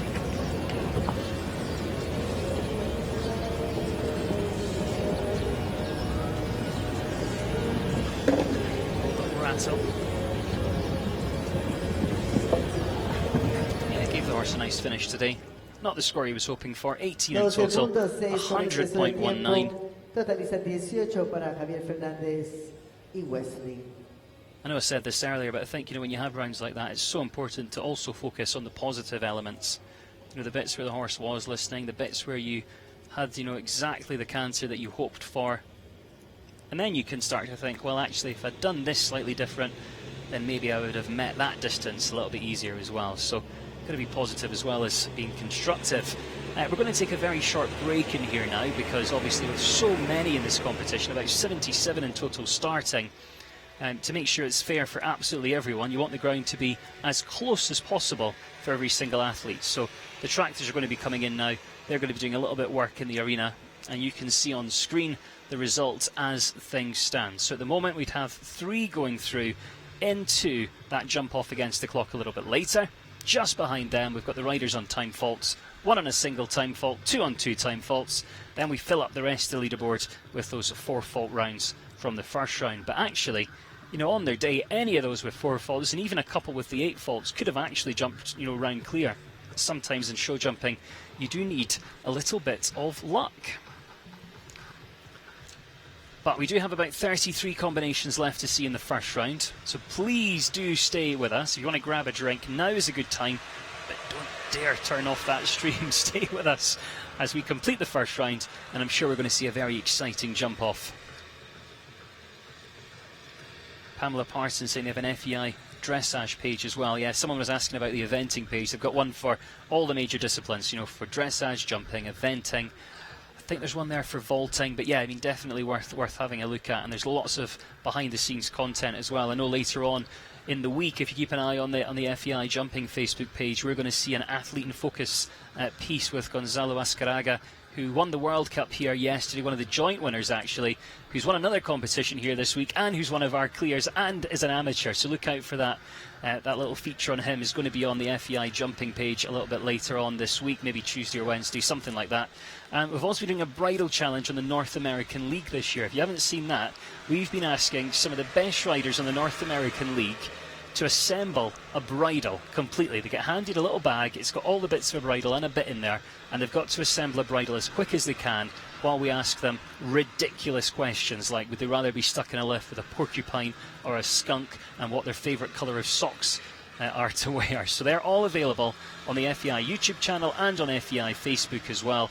And there'll be another one coming out this week. At the moment, Brian Kernane of Ireland leads that bridal challenge. I think he did it in about 2 minutes 16. I tried it as well when we were at Washington. You can see what happened when I tried it. I have to say, I think I was about 2:16, 2:17. The slowest one so far has been almost 5 minutes. So they're definitely worth having a look at. They're very funny. And that's the bridal challenge. It's available on the FEI YouTube page and also, of course, on FEI Jumping Facebook page. How many riders to go in the second half, says Leah Nash. We've got 33 left to go. Some great ones, actually. Let's have a look down this list. I can tell you who's still to come. Patricio Pascal, who we saw earlier, he's the one that's been on all the teams and stuff for Mexico. He's got his young horse, his 8-year-old Denard. That's going to be featuring a little bit later. His brother Francisco, and both those brothers involved with organising this event. He's got Naranjo. That's the horse we've seen him ride at FEI Championships, the 13-year-old by Robin. That's going to be featuring Antonio Maura. Rodrigo Lambri's got another one. Paula Amalibia's got her third horse coming forward. She's already clear with VIP. Manuel Senderos. Matt Williams of Australia. I know we've got lots of people watching in Australia and New Zealand, and I know New Zealand's completely different from Australia. Don't want to make that mistake, but it's kind of close. So we've got Matt Williams for Australia. He's going to be coming as our last to go here. Who else have we got? Andre Diaz. Pablo Vicinio's coming forward, Jose Alberto Martinez, Andre Ascaraga, who is Gonzalo Ascaraga, who's already clear. His brother, Andre, is coming near the end as well. So plenty of talent, some really nice horses to come towards the end as well. So make sure you do stay with us. What else would you rather do on your Sunday? Maggie says, how common is it for gated horses like Pasafinos, Walkers and Saddlebreds to make it into FEI events? I have to be honest, in jumping events, I don't think I've ever really seen one. Again, if they can jump, and if they can jump a decent height, then, you know, they can certainly come forward in this, but I don't think I've ever seen them. Melissa says, I think 8 went clear for the jump off. So far, we've had 3 clears at the moment. So Paolo Amalibia, Sofia Larea, and Gonzalo Ascaraga. That's the 3 clears that are going to be heading through to the jump off against the clock. And if you're new to the sport, the jump off is a much shorter course. It's normally about maybe 7 or 8 fences, and it's against the clock. So it's the fastest one with the lowest number of faults that takes the victory. That's how it works. But 3 clears at the moment. Paolo Amalibia, Sofia Larea, Gonzalo Ascaraga. They're all heading through at this stage. There's some great talent still to feature in the final 33 partnerships here.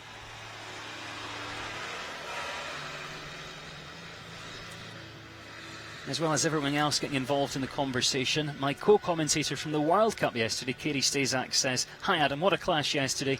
Missing beautiful Guadalajara already, and we'll see you next week in Wellington for more action. I'm glad you got back safely, Katie. They've all abandoned me now. I'm still here in Guadalajara, and I'm still enjoying the sunshine. But yes, we're all off to Wellington next week, the Palm Beach Masters. It's the next leg of the Longines FEI Jumping North American League. And I think next week could be one of the highlights of the league, actually, because there's only 10 points separating the top 3 on the East Coast Sub-League. We've got the leading rider from the East Coast coming to that event. We've got the leading rider from the West Coast coming to that event.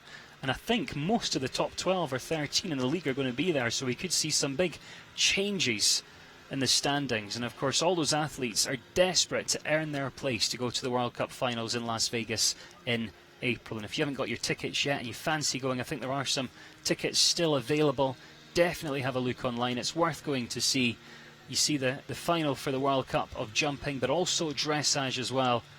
And obviously there's tons of stuff to do in Vegas, tons of nice restaurants, shows to see while you're there. So if you're looking for a little bit of a vacation, a holiday in April, World Cup finals definitely worth having a look at.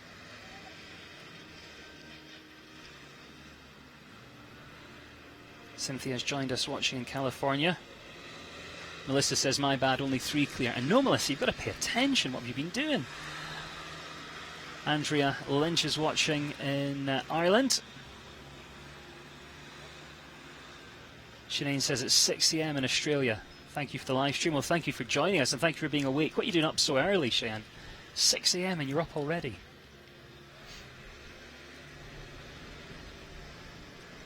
final touches being made to this arena, and then we are going to be back underway here with the next one coming forward in just a second. Keep hitting that share button though, keep letting your friends know that they can enjoy this action as well. And of course, if you do have any questions, any comments, or you just want to say hello and tell me where you're watching, you can do that on Facebook Live.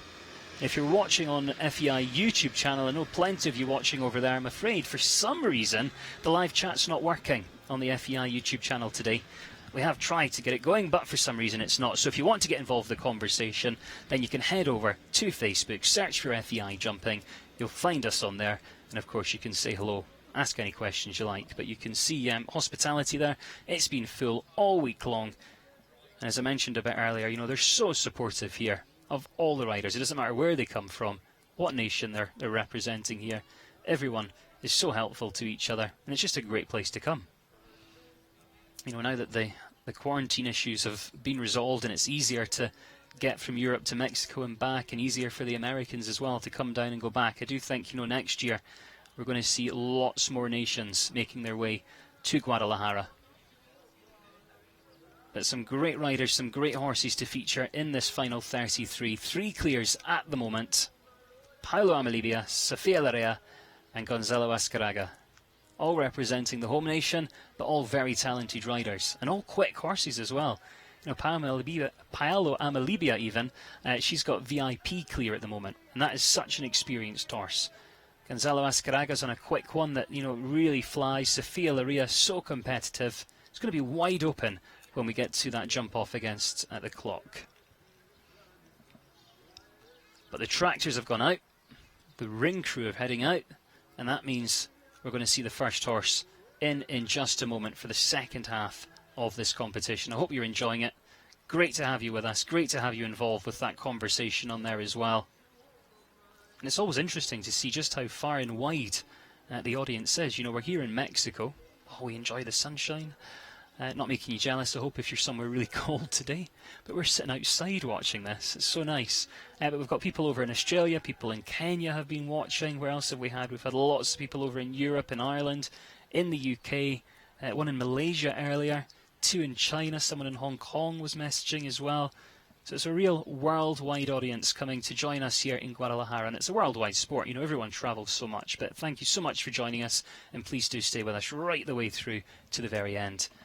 As I mentioned as well, I've been posting some backstage pictures of what we've been getting up to in Guadalajara on Instagram. So if you want to follow me on there, you can search for Adam Cromarty.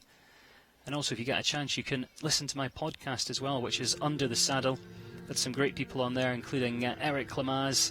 We chatted for him for ages when I was in Toronto. Georgina Bloomberg's on there. Jeff Billington from the UK. And there's a brand new episode with Holly Smith, which comes out tomorrow. Holly Smith produced Dougie Douglas, who Katie Dinan rides. And we talk about what it's like to buy a horse for about €5,500 and sell it for, I think it was €1.4 million. So we chat about that and how she juggles her family. That episode is out tomorrow, so you can search for Under the Saddle or for my name on Spotify, on Apple iTunes, where else, Google Podcasts, anywhere you get your podcast, really, you'll be able to find that on there. I think that's all the plugging I need to do. 3 clears at the moment, 33 left to come forwards here. And I can see, you can see the warm-up there actually, but I can see Farai sitting at the in-gate, the archway, the Longines archway, and the first one is just popping her jacket on. You know, when you're out there warming up in this heat, many of them choose to warm up without their jacket on. They've all got long sleeves to protect those arms out there. But they try and pop those jackets on just at the last moment, because it's rather warm. Y ya estamos listos para I'm rather warm continuar sitting con here el doing clásico absolutely nothing other than Audi-Scappino chatting to you guys. 2020 But these, you know, en they're la out there pista warming del up. Some of them número are riding 41 3 de horses in this México, Alberto competition, Sánchez so they have to be Mota, fit and hopefully staying hydrated as well. Right, let's get back underway, shall we? We've got the 3 clears. We've seen plenty of talent so far. We've seen about 39 come through, 33 left to go here. And Alberto Sanchez Cozar is going to be getting us back underway. He's got BP first editions. And as I mentioned, we've seen some real experienced horses like VIP that went clear, like Pomerol. This one's just an 8-year-old. This is an 8-year-old mare by Verdi.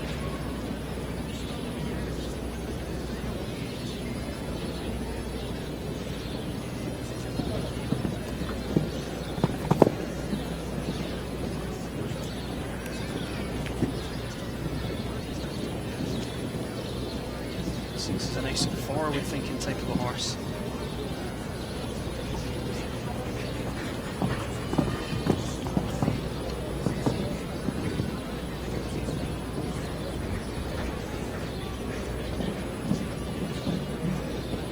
Really clean behind as well. You can see him kind of flicking up.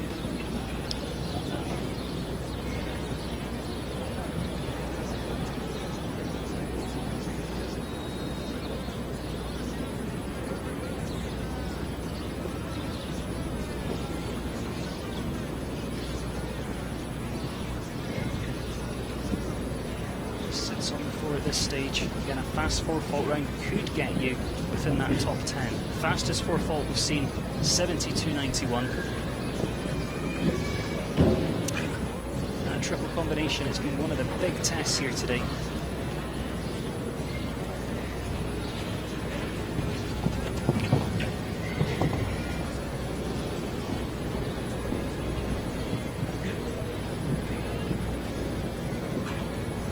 Sits on 8 now at this stage.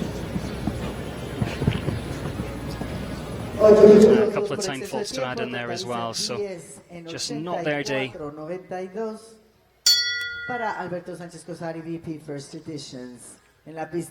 Finishes on that total of 10.84.92. That means we are staying on 3 clears at this stage.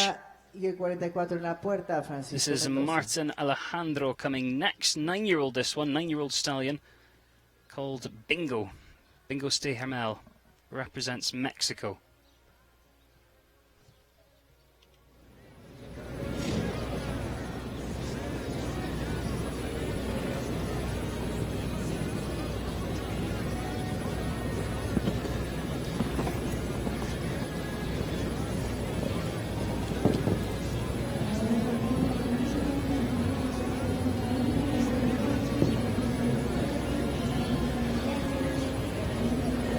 So he's setting up really carefully as he comes around this corner. That's been a theme in this competition so far, hasn't it? It's all about the preparation, all about setting up that perfect canter, keeping the horse balanced, keeping the horse listening.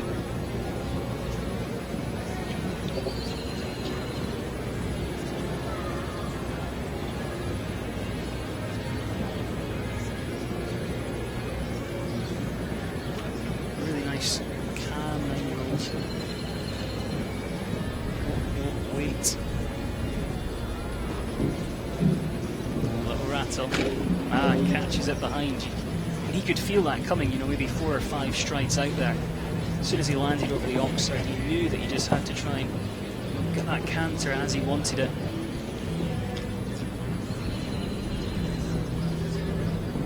He's just thinking about that time and trying to be one of the faster four-fault rounds, and he's not going to be far away from that actually. 72.64, so he is going to be fastest of the four-fault rounds. That's going to take him into 7th place at this stage, and as soon as he had that rail, I mean, he was already thinking forward, but as soon as he had the rail, he got that foot down on the pedal and comes home now as the fastest of the fours. Paulo Amalibia, real talent. Grew up in Spain, spent time training in Europe, now represents Mexico. Paulo Amalibia, Clariona. They've got a base in Mexico City, they've got a base in Europe. He's married to Federico Fernandez, who we saw earlier. She is such a super talent in her own right. One of you guys mentioned on Facebook earlier actually just that their stable, the amount of horses they've got, it's just immense. Got some nice young ones coming through the grades. Some really experienced horses in there as well. For those that follow all the breeding lines, this one's by Harley VDL, out of an Empire mare. It's a 10-year-old. That's what she owns with Federico. For a lot of these riders, it's also business as well, so they are looking for, you know, their next top horse that could potentially take them to the top. And they're also kind of producing those horses as well, and some of them may be an excellent candidate for 150 competitions, won't quite make it, and they get it going as best they can, and then they sell it. That's part of the business and part of the sport these days. See her setting up perfectly here.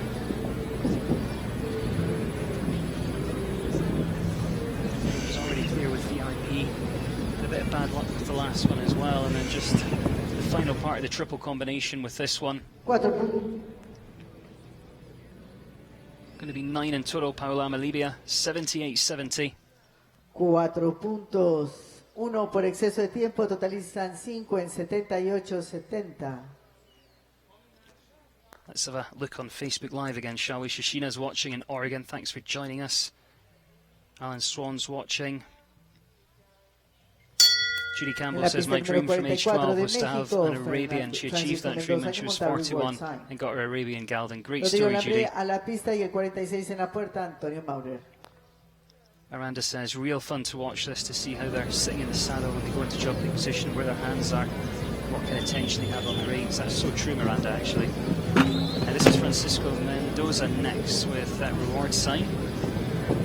If you ever go to a show, Miranda, you get to watch them not just in the ring, the warm-up. The warm-up's always a great place to watch these riders. They see how they prepare to come in the ring. Fascinating place just to sit for an hour or two. Lucy Tudor's asking about spur shades. I think she means the areas that don't clip, like under this horse that you can see. Make it out actually. Yeah, you can just make it out there. It's areas that they don't clip, and it acts as a little bit of a spur guard, because you know in the rules of show jumping, and quite rightly so, if they come out the ring, and every horse is checked when it comes out. If there's any sign of blood at all on the horse's flanks, then they will be eliminated. It can be disqualified actually if the ground jury deem that, you know, it was intentional or anger or temper. But you know, I have to say, in all the blood cases I've ever seen over the years, it tends to be that the horses jump funny and they just happen to catch it with their spurs, because these riders just love the horses so much. And the horse welfare is #1 in this sport, so they do tend to leave a little bit of area where they don't clip, or wear a kind of neoprene belly band just to protect the horses a little bit. So if they do have a bit of a funny jump and you catch them a bit awkwardly with your spur, that you don't do any damage. So that's what you're seeing if you see a little bit just behind the spur that's not clipped. 17 the score for Francisco, 77-54. Abigail says, so many beautiful horses. De Brasil a Rodrigo Lambre, que monta The Pleasure. Just under 30 left to come forward now. Antonio Maurer de Imaginario en la puerta, José María Quintana. Le vamos a really pedir exciting al horses dueño still de to un feature, actually. Mercedes-Benz color plata, un Mercedes-Benz deportivo, This is Rodrigo Lambre que next estacionaron en la back. I think calle this is his del Mar second del or third Norte horse in con this las competition. placas This is Die Pleasure, JRB 9-year-old stallion 8433, by Diarado. Mercedes plateado. Right, Lo for estacionaron en la Brazil. cochera, están estorbando la salida del dueño de la casa. Si puede pasar a moverlo.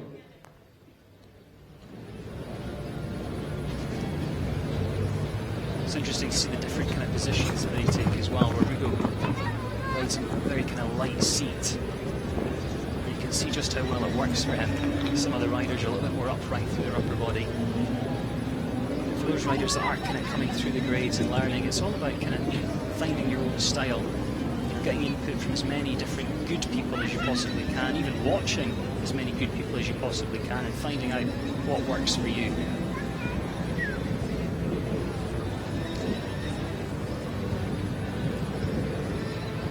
Earlier when we saw Rodrigo jump one of his other horses, he followed his dad into this sport. His dad was so passionate about horsemanship, and Rodrigo's exactly the same.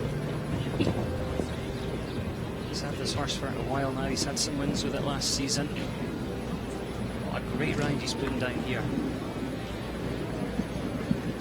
Keep an eye on the time allowed, 77 seconds. I think he's going to be okay. Yeah, he is, absolutely. 75-38, Rodrigo Lambre and Die Pleasure for Brazil jumping clear. Pista limpia para Rodrigo Lambre y The Pleasure, número 4, Rodrigo, 4 al desempate. En la pista el número 46 de México, Antonio Maurer, que monta Chucky LS. Wow. So we're up to 4. Paola Amalibia, Sofia Larea, Gonzalo Ascaraga and Rodrigo Lambre. 3 for Mexico, 1 for Brazil, already through. I thought at the beginning of the competition we were going to see 10 clears. Maybe we won't see quite 10 today, I don't know. I think we're still going to see at least 8 or 9 though. There's some real talent out there. Antonio Maurer, he's done it all. He's been to all the championships, he's been to the Olympics, he's been a chef de keep. But overall, he's just a great horseman. Shugaya Lucia. Lucia still also very popular here in Mexico.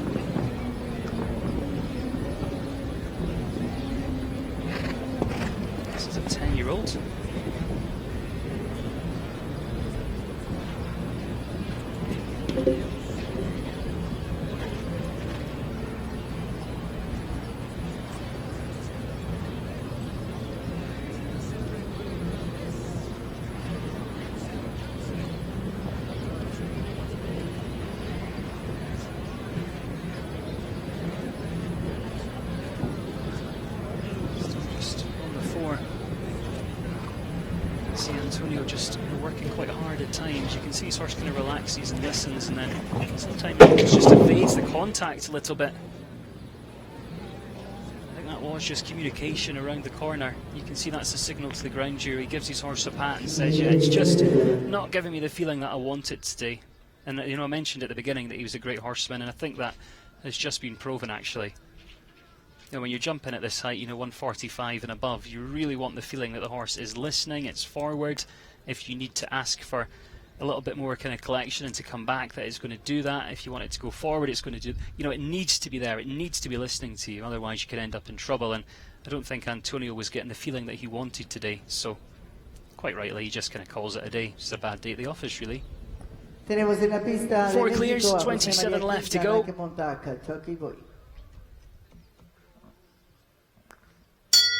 If you have just joined us on Facebook Live, great to have you with us. Keep those questions, keep those comments coming, keep hitting that share button as well. A huge thank you to everyone who is getting involved. And once again, if you've joined us on YouTube, I'm afraid the chat box doesn't seem to be working on there today. So if you want to get involved in the conversation, you're going to have to join us on the FEI Facebook page.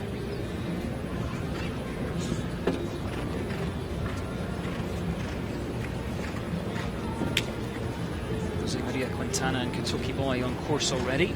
10-year-old stallion by Kentucky.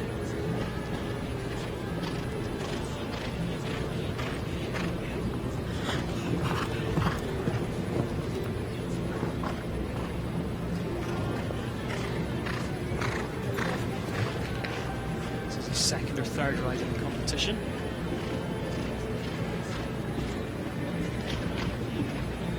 He's about 17 years of age, this rider.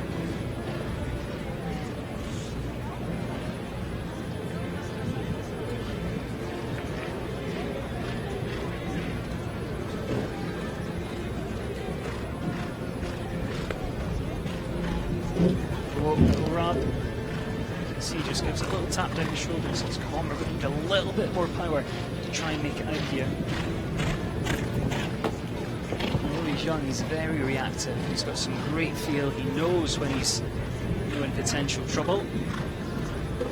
He really rides to sort it out.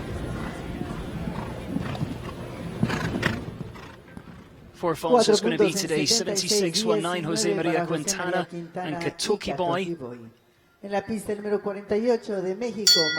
a part of that triple combination falling for him today. But really, you know, any of these four-fault rounds could easily have been a clear. We could have 12 or 13 clears at this stage on another day. Manuel Senderos, Cannabisar now, for Mexico. He's got a very strong string of horses at the moment. You know, when you start to ride at this level and you're looking ahead towards World Cups and stuff, you really need a few nice horses on your string. Especially now, you know, there's more FEI competitions, and this is true around the world than ever before. So it's all about managing the horses, because they've only got so many jumps in them, so they've got to really manage their careers carefully. I'd say you need a good kind of 4 or 5 horses that are there or thereabouts at this level. He's got one called Lottiano that's nice. This one's really come into its own actually. Just had a time fault with it last week. Jumped nicely in San Miguel towards the end of last season. Some good finishes at Spruce Meadows last summer as well.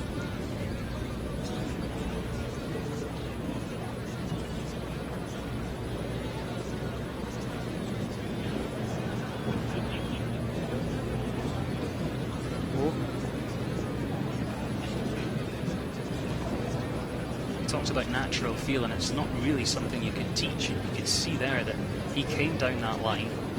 Canter was actually quite even as he landed over the ox there, but he thought, yeah, I'm not going to get there on the distance I want to this triple combination. So you can see him taking a check and then just pops through. And that is a theme on this course. It's about the canter, it's about the preparation. Yeah, Super job. 75.61.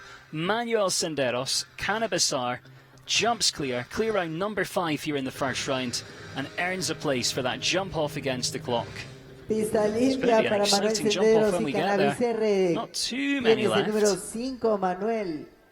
But, 5 al desempate. Quarter of the competition or so La left to go pista in the de first round. México recibimos a Karime Pérez que monta a Keila de Karim Villegas. Perez is going to be going Andrés next. Azcárraga de Imaginaria en la puerta, Alfonso Kelia Gutiérrez. de Boreas.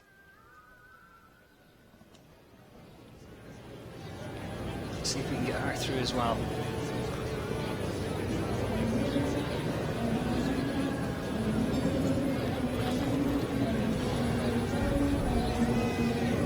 She's 19 years of age, turned 20 in October.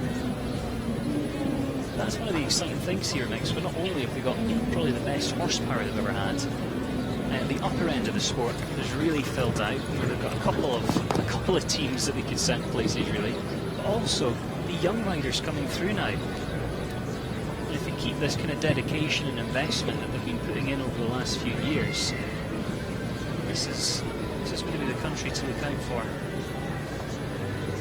A few years ago they had maybe 5 FEI events here, they've now got about 30. Speaking to Gonzalo Azcárraga, who went clear earlier. I was speaking to him the other day. Oh, catches that back rail. Boom, sets up here. Come on, get through there. Rob, yeah, nice. I was speaking to Gonzalo the other day actually, and he was saying it's really helping them because before, when they only had a few FEI events, the rest were national, and the Mexican athletes were competing against the Mexican athletes, and now with all these FEI events they have here, the amount they travel now, it really helps them on the world stage to jump across other nations. And she's had a couple of rails today, I think you'll agree, she is a real young talent, Karim. 8 puntos, Karim Perez Nunez there from Mexico, finishing on 9, 78.27. Para Karime Pérez y Keila de Villegas. En la pista el número 50, representando a México, Horse has a tenemos a super Andrés jump. Azcárraga que She's monta just keeping Al that Capón. canter the way she wanted it. Alfonso Gutiérrez de Imaginaria. I was y just en la talking puerta about el Gonzalo 52, Azcárraga, and this is Francisco actually his Pasquel. brother. This is Andre Azcárraga, Al Capone from Mexico.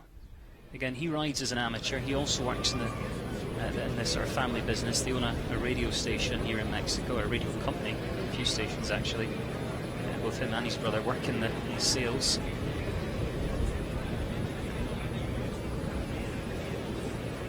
His dad, Jaime Azcárraga. I'm sure we might actually be watching. I don't think he's at the show. I think he's at home. But he's been a part of the story for so long in Mexico. He's been to the Olympics and everything, and he must be so proud that two of his sons are out there and sort of biting at his heels almost, actually, because they're both very capable athletes in their own right. But I know it's a real family business, and actually some of them, swap horses. If they've got a horse that they think will ride a little bit better than the other, then they'll just swap. Really supportive to each other. Catches the first part of that double, power double down there.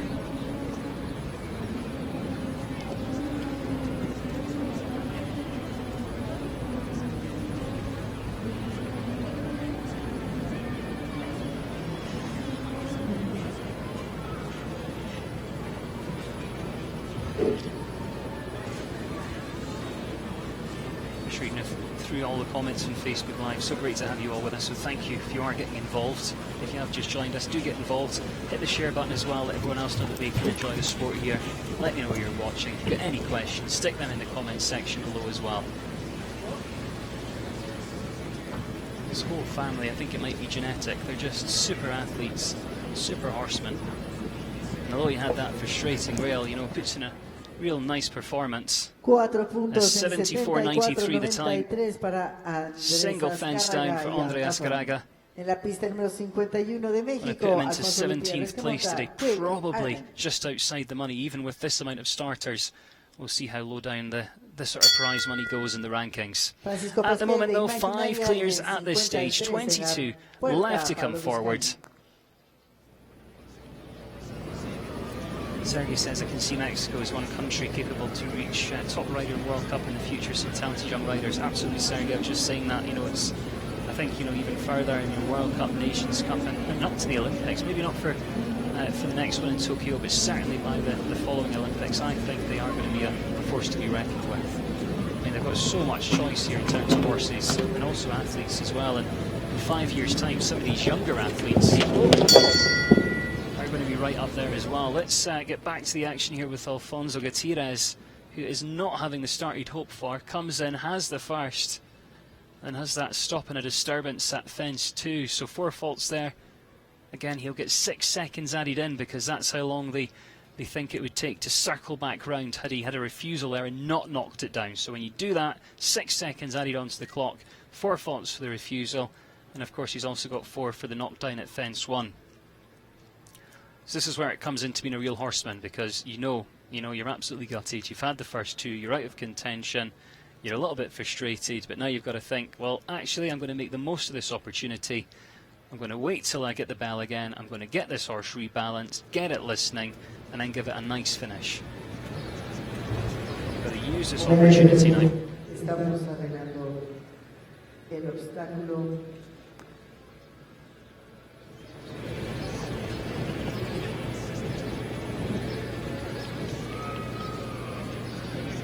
So just taking a little check down that line there.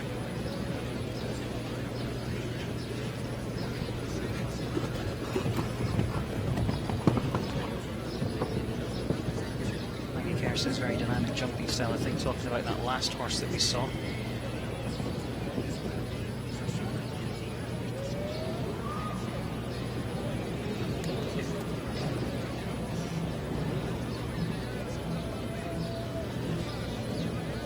And I think he's done exactly what I was talking about. You can see, of course he doesn't care about the time allowed now.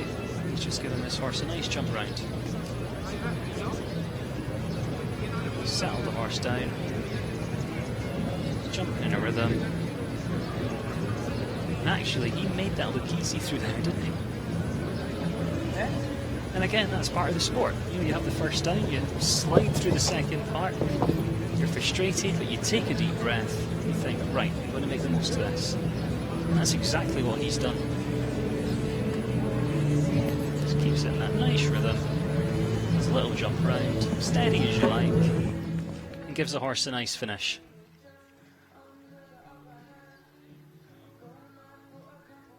Yeah, a lot to like there in that horse, wasn't there? Frustrating start, but then settles down.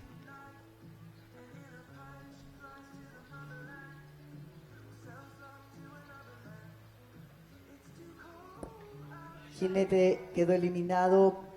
No esperaste el toque para seguir tu recorrido. 22 combinations left to go here in this one. I said we'd get maybe 10 clears. I'm not feeling that confident at the moment about that, but I still think we're going to get 8 or 9, and who knows, we could easily reach 10, we could easily get more than that, because as you've seen in this competition, we've seen a lot come very, very close.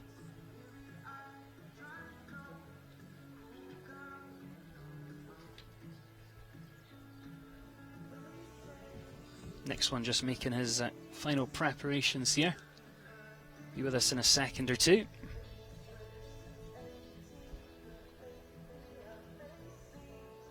Cheyenne says most important thing is they finished, horse and rider are safe. Yeah, absolutely, Cheyenne. We've all had bad days. Doesn't matter what you do, whether it's dressage, jumping, or other sports. We all have bad days. And it's about just keeping your cool, making the best of the situation, giving the horse a nice finish. Bimal also saying with that one, good jumping. Yeah, and good horsemanship there as well, actually. Kerry says that, wonderful sportsmanship. Lucy Tudor says, great ride. Sheik says, good jump. Remember, you can get involved with this as well if you're thinking, who are all these people he's talking about? If you're watching on Facebook Live, there's a comments box, and you can stick comments in there. And it's great to be able to interact with you as well and let me know what you think. That's the warm-up you can see just on the right-hand side of your screen. And if you like horses, it would be great to stay in those apartments, wouldn't it? If you don't like horses, you're probably thinking, God, I wish it wasn't so loud. When's it going to finish? But if you like horses, it must be amazing to stay in those apartments. You've got the best view in the house. That's the clears we've got at the moment. Paola Amalibia, Sofia Larea, Gonzalo Ascaraga and Rodrigo Lambre. So 3 for Mexico and 1 for Brazil.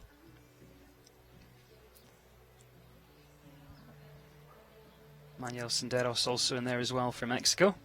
Can't forget him.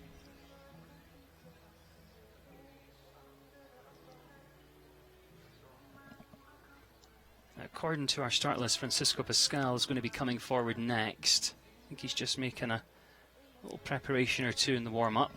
We'll keep you updated with what's causing the hold-up out there. Could be anything though, you know, sometimes your horse throws a shoe in the warm-up, or you've been on another horse and you just weren't quite ready to come forward. And although the team here, you know, want to keep things moving for everybody, it's also important to remember, you know, that these are horses and sometimes they just need an extra minute or two, and to rush them can be a little bit unfair. So he's organised now though, and he's here. Francisco Pascal Naranjo, horse and rider that were part of the team that took a gold medal at the Central American Games in 2018. Had a win here with this horse just last week on this very stage. And yeah, it's been all over. You know, he jumped this in the Speed Championship at Dublin last year. Took it to Spruce Meadows over the summertime, where he picked up 3 or 4 top 3 placings. Just such a great horse, this one. Had a little bit of time off since it was in Dublin last year. Came back out for the first time in 2020 just last week.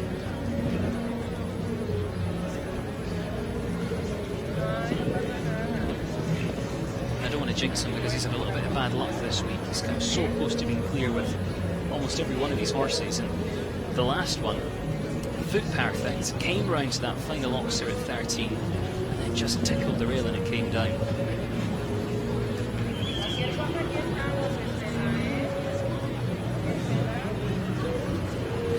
You can see the difference when, you know, they've got that rideability and they know the horse so well.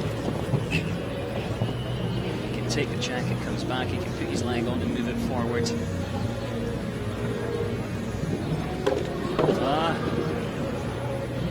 Have to jump in the tiny plank so well. Again, so close, 72.68. 4 puntos, 4 en Just the 4. 68 para Francisco Pascal and Naranjo. En la pista de 53 de México, Pablo Vizcaíno que monta Harlon. Sofía Larrea de a few surprises in this one today, actually. 56 listo, Juan Carlos Martín del Campo. Pablo Vizcaíno now with Charlene van de Meersen. 11-year-old gelding by Tulin. First of our final 20 or so left to go here in the first round. 5 clears at this stage, all going through to that jump off a bit later. Should be an exciting jump off actually, because on paper all the horses that have gone clear really eat up the ground very quick. It's going to be a race to the finish in this one. Throughout the competition we've actually seen some new partnerships, so many of them, and this is another one of those actually. Etan Stella Park Belgium had this till very, very recently. Now Pablo's taken over the ride. It's their 2nd or 3rd competition as a partnership. Only brought it out for the first time last week. Just to have that early rail, not part of the plan, but with a new horse, you're still very much getting to know them. Finding out any of it works, finding out how easy it is to get them to come back, to get them to move up. Cynthia says, nice apartment, that'll be home for me, she'll be out watching all the time.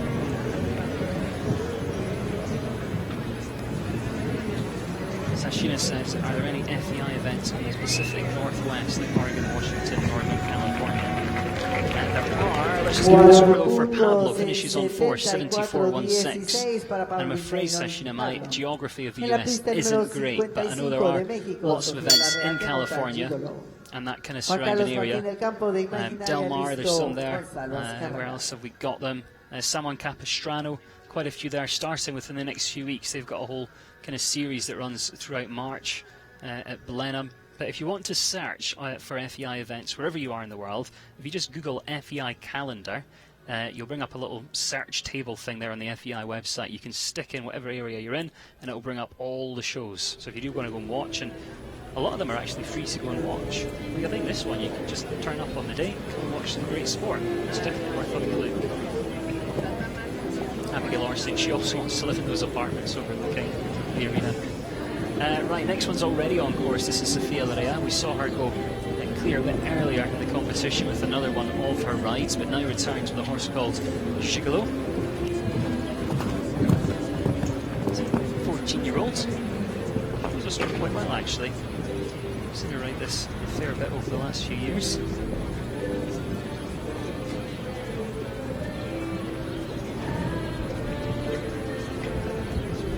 Great talent here.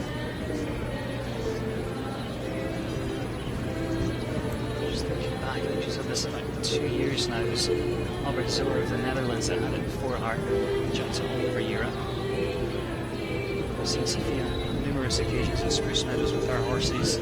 She spends the summer there, as do I, and it's always interesting to see, you know, because the horses really progress as the weeks continue in the summer series there. Then they've been back down in Mexico jumping last year as well, the end of the year in San Miguel.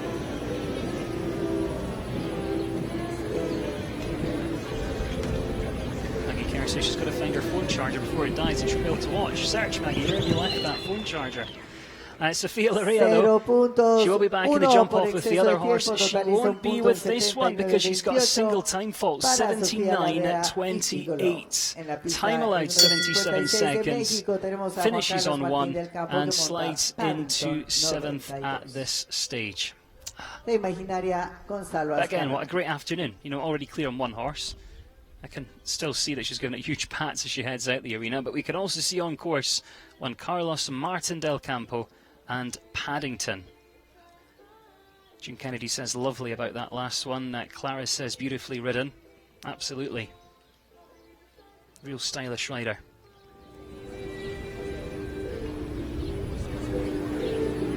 Let's see what Juan Carlos is going to do today.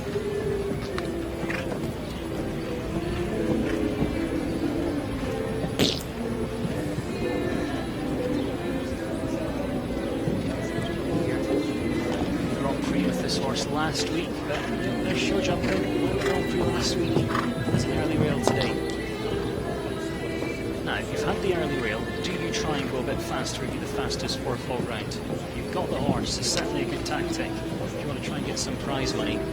72.64 is the fastest of the 4-faulters at the moment. That really depends on what your strategy is, because for some of these riders, they're thinking, right, in front of rail, let's go, let's try and be the fastest for others that be thinking, you know what, this is so early on in the year, we've got so many competitions down the road, let's just, you know, stick with the original plan. But he's now had the second part of the triple down to the 7-8 faults.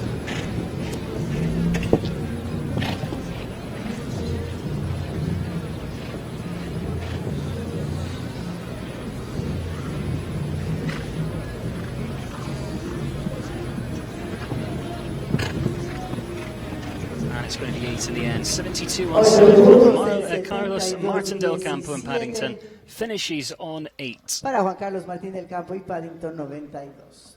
En la pista el número 57 de México, Gonzalo Azcárraga, que monta Haití. 18 left. Then that jump off to follow as well. Here's someone who's had a busy week. He's got 4 horses at the competition this week. One that we saw in the World Cup yesterday called Fabio. One that we saw him with earlier that's already jumped clear. And this is Haiti Z. This is Gonzalo Azcárraga back again for Mexico. A very talented rider. He missed the World Cup competition here on FEI TV. And he was one of the joint winners for the first time ever on the North American League yesterday.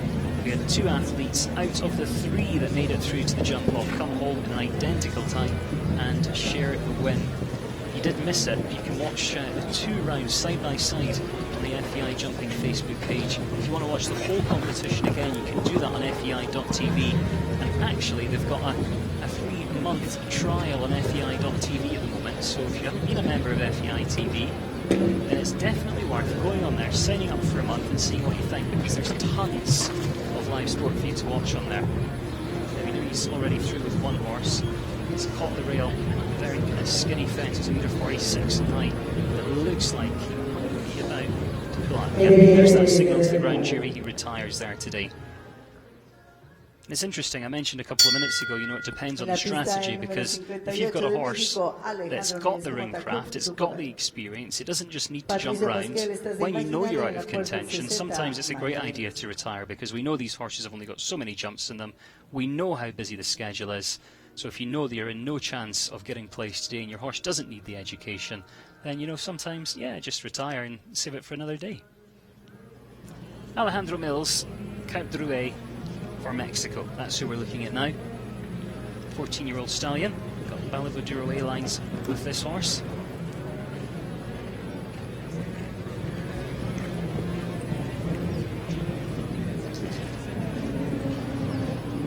Another one that's been to the games in the past. He went to the Central American Games in 2017.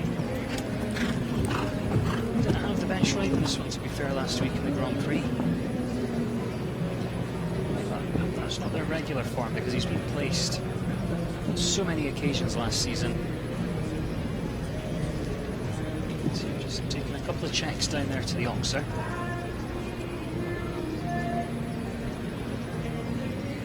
Sandy Lynn says, thanks for sharing this on Facebook. Well, thanks for joining us, Sandy. Great to have you here. Diane's just joined us from Pennsylvania in the USA. Bernice now says her phone's on charge. She's watching very uncomfortably. Well, thanks for sticking with us. First part of that triple down as well, so he's on 8. The horse has got a lot of ability, to be fair. You can see him really having to check down a few of these lines, especially, you know, when he came down towards that plank. He knew as he landed over the treble bar, he did land a little bit long. Did everything he could, but just didn't quite get the canter back. Finishes on 13 today, 80.07. Para Alejandro Mills y Coupe de Rouet. En la pista 59 de México, Patricio Pasquel que monta. Jeffrey Miller says, I'd like to see the rider sit down between jumps, not use a hunter seat. I believe that's the best for the horse. We were talking about this earlier, Jeffrey, and, you know, I think it's really about watching as many riders as you can, getting as much good input from different trainers and stuff, and then working out your style and also working out your horse as well. Some of the riders will go in a more forward position between fences on certain horses, but a lot of them, you know, when they use that seat, when they sit back, they want that to sort of be a signal to sort of bring the horse back to them, and obviously using the forward seat when they want them to go forward. But, you know, it's really up to the individual riders, and we've seen some very unique styles go on and win medals at the Olympic Games. Patricio Pascal, this is a stylish rider actually. This is Denard, rides for Mexico, him and his two brothers actually, Francisco and Gerardo as well. All got cracking horses at the moment.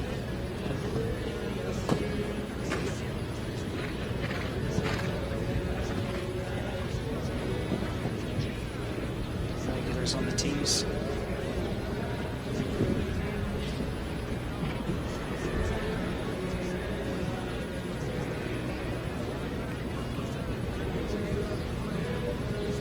To see him getting through to that jump off. Come on.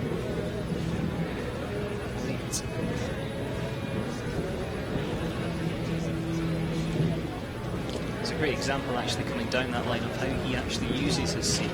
He felt just a touch long when he landed over the Oxer, brought his upper body back, a little check down the reins, and then just found that 6 stride distance down to the triple really easily. But there's that plank again. This is not an easy line to finish, you know, treble bar, S-shape as you head round to the last, and in between you've got the delicate plank and the power over the Oxer. It's a real twisting test down there. 4 falls for Patricio, 76.34. I know I said this before, but, you know, on any other day we could have easily had 12 or 13 clears by now, because, you know, Patricio could have gone clear, Paolo on our other horse, Sofia just had a time fault, we've got a few on time faults actually. Really interesting today. Laura Lee Minnick says, too bad about that horse. Absolutely. Lovely horse. Just not their day. Dan says, love the show jumping. Heather Findley's just joined us. Heather, a regular on the circuit, is an FEI steward. Good to have you watching, Heather. So when I'll see you next with the live Oker, maybe at Spruce Meadows. Maya Ennis, Denise Chambon, next Flying Dutchman. This is a really nice combination if you haven't seen this one before. I'm not going to say they should go clear because I would not want to jinx them, but they've certainly got the talent and ability.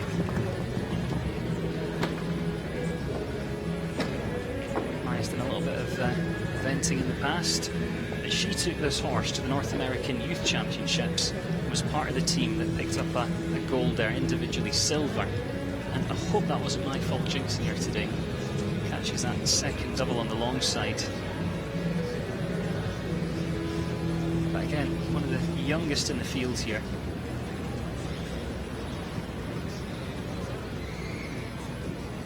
Just 16 years of age. 17 not till November, so really just turned 16. A lot of talent. And already picking up a gold medal for our country at the Youth Championships. Silver individually. It was with this horse. She thinks a lot of this horse, really growing together. May just pick up a time fault as well. Yeah, she does. For jumping one time, 5 in total there for Maya. And Flying Dutchman, 77.53. En la pista número 61 de México, Diego Casas, que monta Clara P. Noor says, I'm 57 years old and disabled, just starting to ride. Actually scared of horses and learning a lot by watching. Well, thanks for watching, Noor. And I hope your riding's going well. Susan says it's great to watch. It's great that you are watching, Susan. Thanks for joining us. Janie says nice jumping as well. Yeah, great to have so many people from around the world joining us here as we see the sport in Guadalajara. Diego Casas and Clara P next to feature here in this jump-off competition, where this is still the first round. If you've just joined us, 13 left, then we get to see them go fast because the jump-off is coming up. Won't be too long now, 13 left to go in the first round. Diego's got Clara P though. This is 9-year-old mare by Fargas.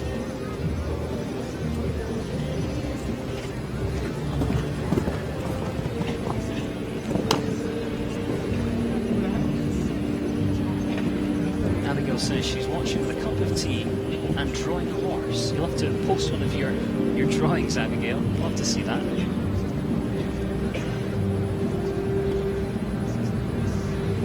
Brittany says watching these events and all these talented riders and horses gives her hope, and we'll push through and work hard. Someday you're going to win. Absolutely, Bernice.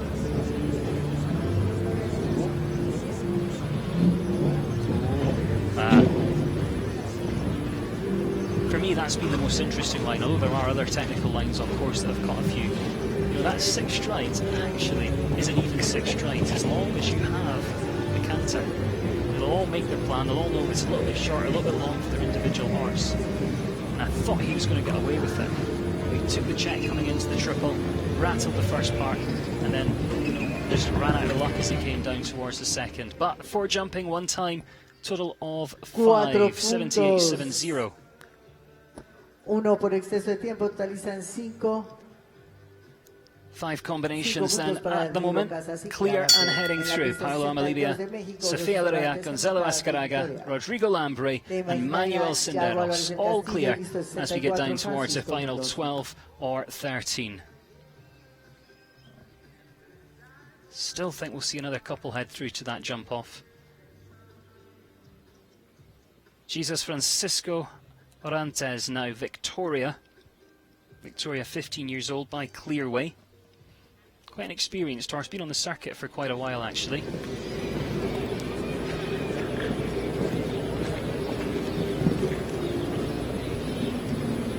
Jesus just had to work a little bit hard coming into the first, then sets up the rhythm and touch long down through there. So then the line to the second.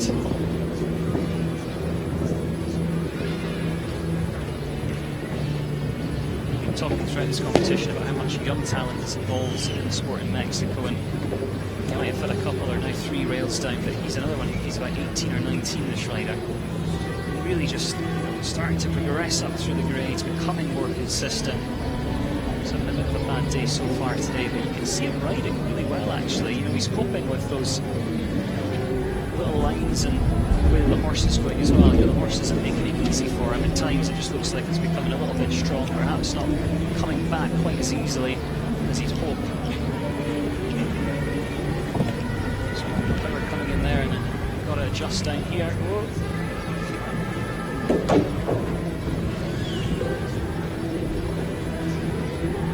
Although this arena looks huge, especially down that line, you know, from the triple bar to the plank to the oxer to the final oxer.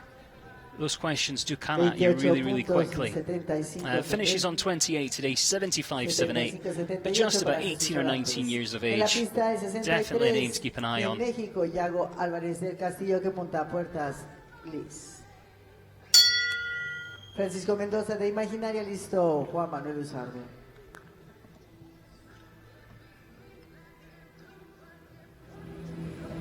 This is Diego Alvarez now.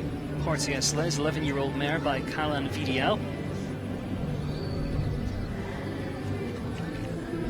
These ones that are coming at this stage of the competition have obviously been able to watch quite a few.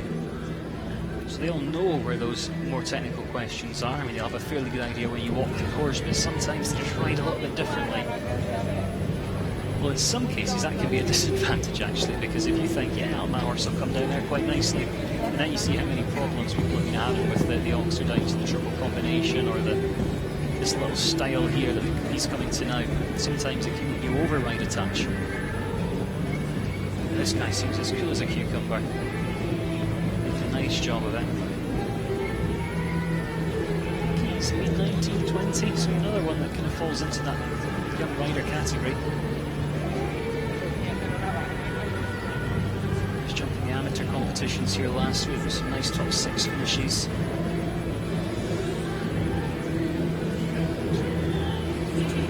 A new horse for him actually. Got it out for the first time last week. It was clear throughout.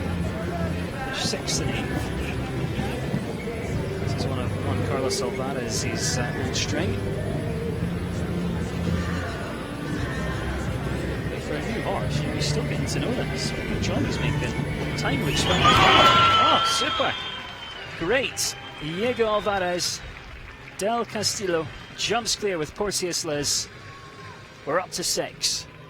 Pista limpia para Yago Álvarez I think he'll be the youngest clear we've got. Like 19 or 20. Third or fourth competition as a partnership. And in parts he made that look so easy. Great to see. Kerry says they're a handsome pair. Susan Levin on Facebook Live here saying, great job. Laura says, beautiful. Matt Kenward's now watching as well. Good to have you watching, Matt. From somewhere on the showground, actually. Right, we're up to 6 clears now. Francisco Mendoza and Chewbacca on course. Oh. I think he felt that from a few strides out, didn't he? You could see him really sitting back, trying to get the horse a little bit shorter through that canter.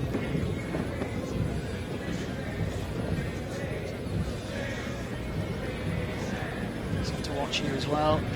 Jumps that nicely. Taking that check.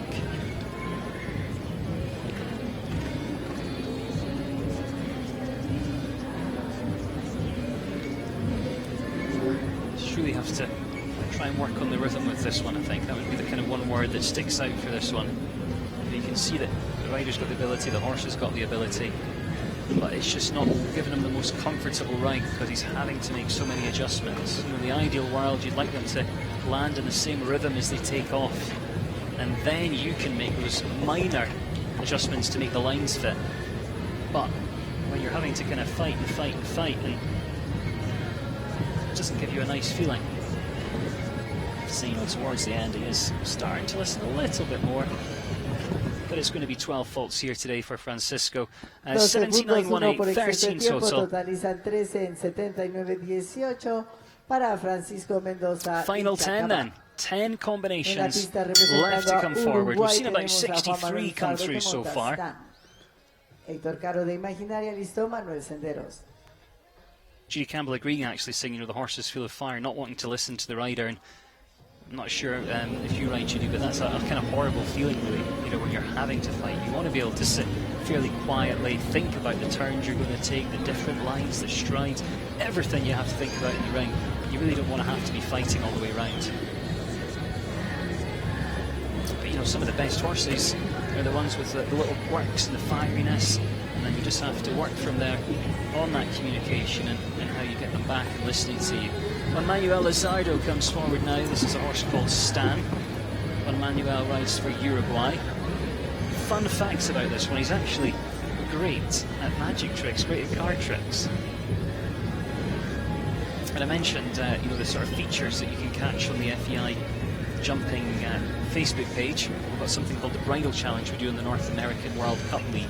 He took part yesterday, and that's going to be published a little bit later this week. The Bridal Challenge is where the athletes have to try and assemble a bridal as quick as they can against the clock whilst answering some rather strange questions. And Brian Curran of Ireland leads that little mini-series at the moment on 2:16. I'm not going to give you a spoiler and tell you how Juan Manuel did yesterday. You'll have to keep an eye on the FEI Facebook page, the jumping page for FEI on there. But never mind about the Bridal Challenge for him. He's making a great job of this round here today. Look at that. Safely through, 74.40. Juan Manuel Lizardo, the incredible stand that he's done so much with over the years. And he had a bit of a back injury a couple of weeks ago, Juan Manuel. And I think that's the reason we didn't actually see him jump in the World Cup here this week. So he's bringing it forward to this one. He's just kind of getting himself back and making sure that he's feeling as good as he needs to be. But they're a fantastic partnership, Stan and Juan Manuel. So he is clear, he is through, and we are up to 7. We could easily get those 10 clears, I thought we would. It'll make it look like I was right and I knew what I was talking about if we get those 10 clears, I promised you. Hector Caro's next. This is Craig from Mexico. 15-year-old stallion by Canturo, out of a contender mare. Cheyenne says, perfect team. Ibram says, great coverage, glad you're enjoying it, Ibram, and it's great to have you with us as well. Jim Kennedy says, brilliant.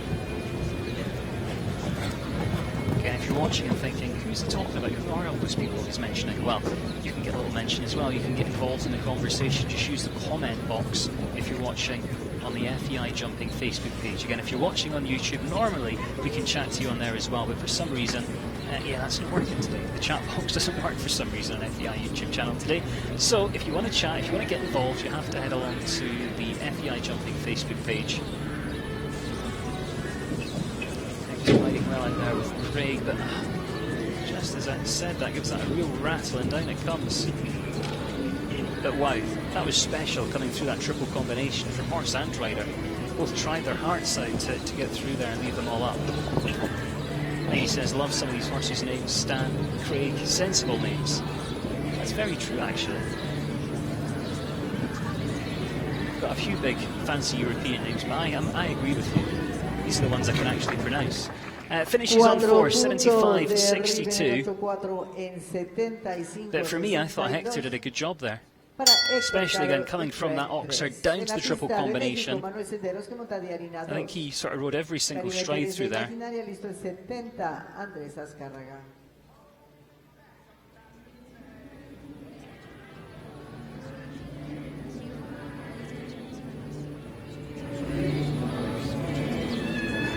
Georgia says, it's so nice to see riders we don't get to see too often. Absolutely. Alberto Martinez is watching as well. Good to have you with us, Alberto. Right, let's get the next one on course, shall we? Here he is, Manuel Senderos. Another one that we see on the international stage at various venues around the world. He's got some top world-class experience.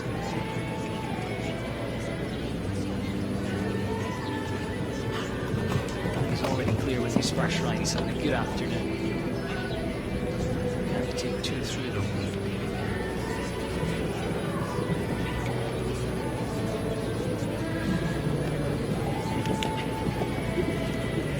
Not too bad. The last week we saw him jump some clears. It's just for medals last summer.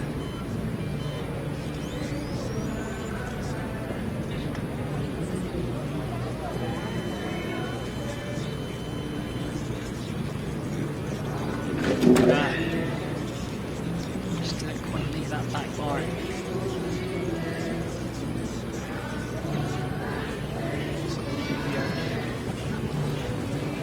Either right a circle and balance. That's what he's going to do actually. Yeah. We're talking about the sort of great horsemen that we've seen in the competition today. I think we've just seen puts him in that category because, again, as soon as you have a rail now, you know at this stage you really are out of contention. he didn't quite have the feeling he wanted coming around to the treble bar. So he rebalanced, popped the circle and jumps that nicely, but then completely out of character for that horse and that rider as a second disobedience on course. The first, of course, counting as that circle. So the ironic thing was, if he didn't put the circle in, if he tried to hustle and go over the treble bar, that would have counted as his first stop, and then he could continue on. But because he put the circle in, that's the second one and he's out. But I still think he did the right thing. You've got to look after these horses. He didn't have the feeling that he wanted to come and jump a 180 wide treble bar. So he just pops in that little circle, rebalances, and it is the end of the road.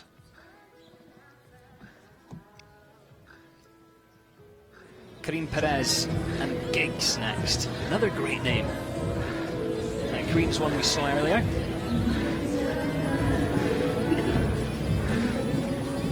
Young rider.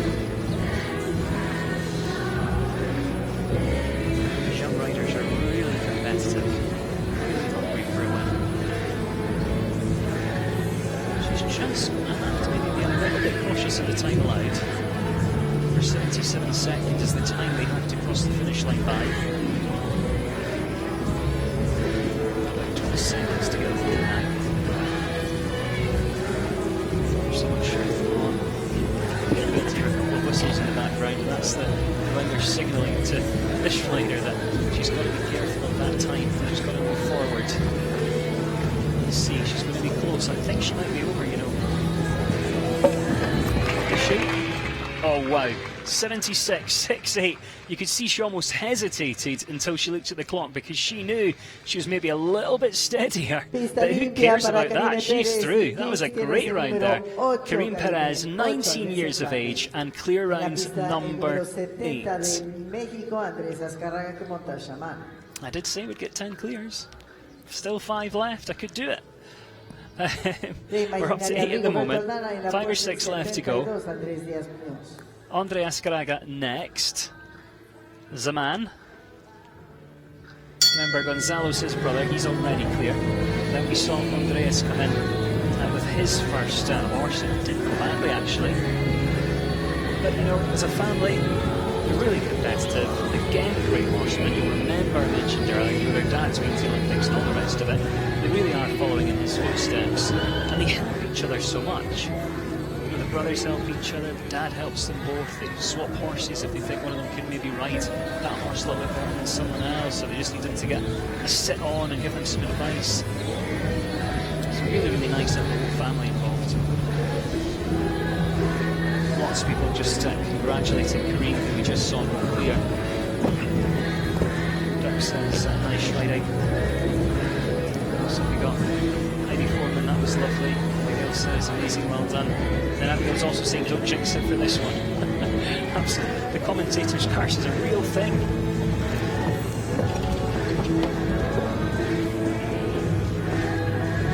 The bad thing is I have to face them after the competition, after I've just said nice things and then they end up having a real. I'm hoping that's not going to happen today for this one.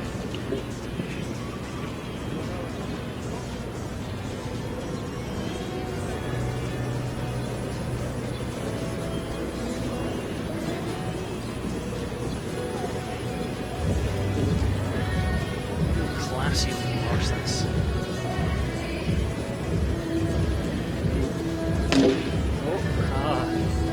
Thought he was going to get away with that.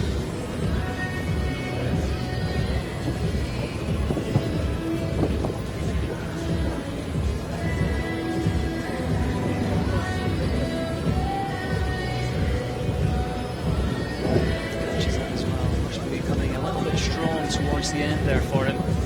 Finishes on the 8:76.41. 8 falls there for Andre Azcárraga and Zaman for Mexico. En la pista el número 71 de Guatemala recibimos a Rigoberto Aldana que monta Golden Diamonds WG.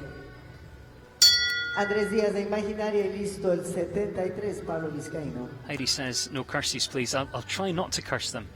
It's difficult, though, because there's so many nice things to say about these riders. Most of them, anyway. Rigoberto Aldana's next. Golden Diamonds, WG. Not many left now. I think there's maybe 4 after him. This is a 9-year-old horse by Zirocco Blue VDL. Would have been Doctromare, so on paper it's got all the lines, all the bloodlines involved there to be a super jumping horse.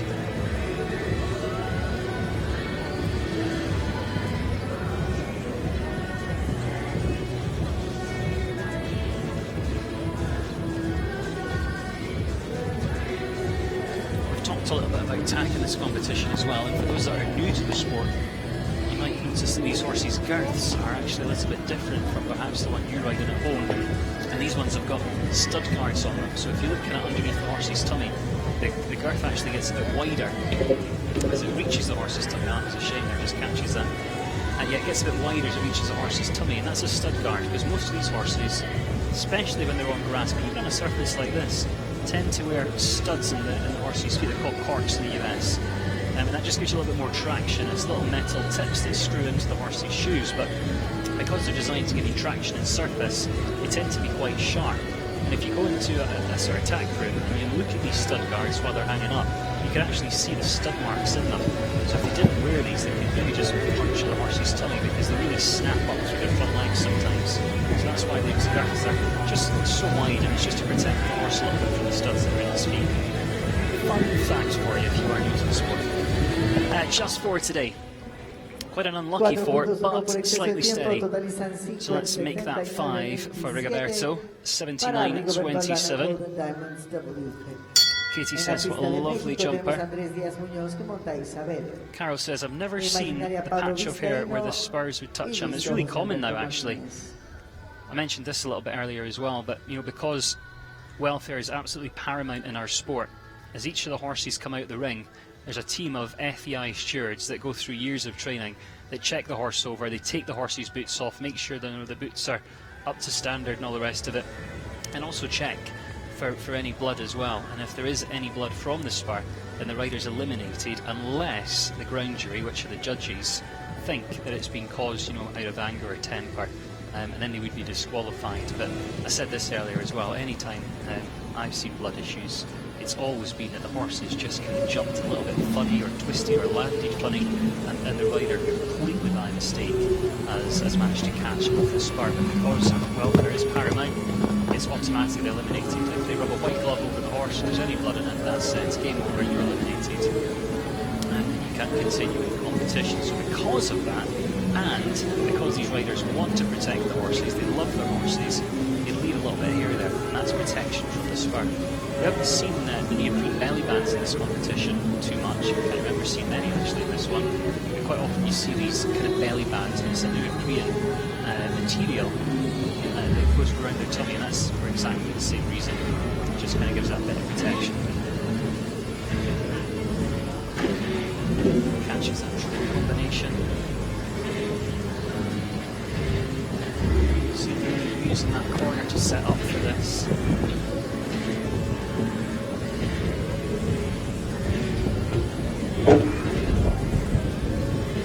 Knock-on effect there for the triple combination. Just didn't quite get the canter back as he came down to the plank. So it's going to be 10 actually, 8 jumping 2 times. 81-21. Kathy Russell even says this is a tough course. It is, Kathy. There is technical lines out there. For me, though, this course is actually all about the canter. It's all about the flat work. Guy, who's our course designer, Guilherme Jorge, built the Olympic Games in Rio. Many of you, if you follow the sport, will know him.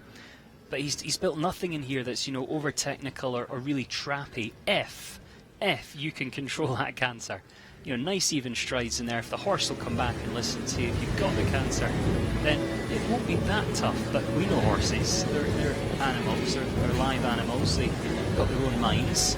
So perhaps when you walk, you might think, oh yeah, it's a nice even 6 strides, like from the Oxford down to the triple. But then actually, they can land short, they can land long, they can throw their head up, and so that's when the sort of rider comes in. having experience. This is Pablo Vesqueño on track with D'Angelo, rides from Mexico. Catherine Kenny's just joined us. Good to have you with us, Catherine.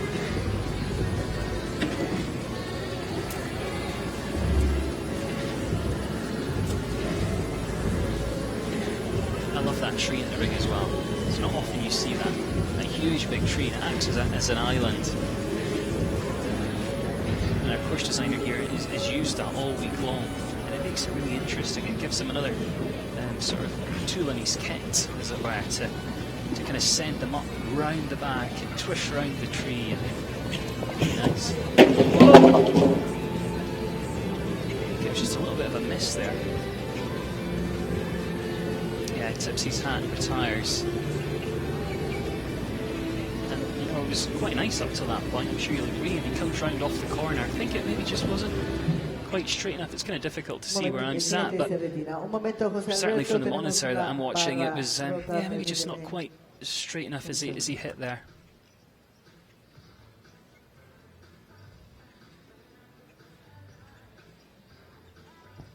Xian, who's I think, if I remember right, Xian's watching in Australia. It says it's 7:10 there, glued to the phone, faxing in. Well, it's great that you are glued. I hope you've got nothing to do for the next kind of half an hour, because we've got the jump off to come as well.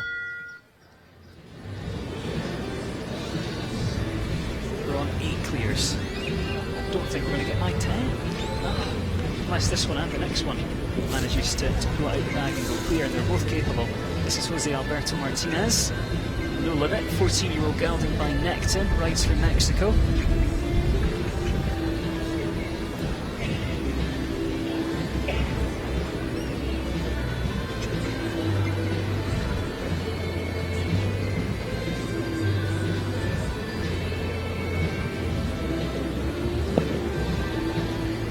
Natalie the Toys watching on Facebook Live and says, good man, taking him out at that point. Talking about the rider who's just left us, who had that issue at the treble bar.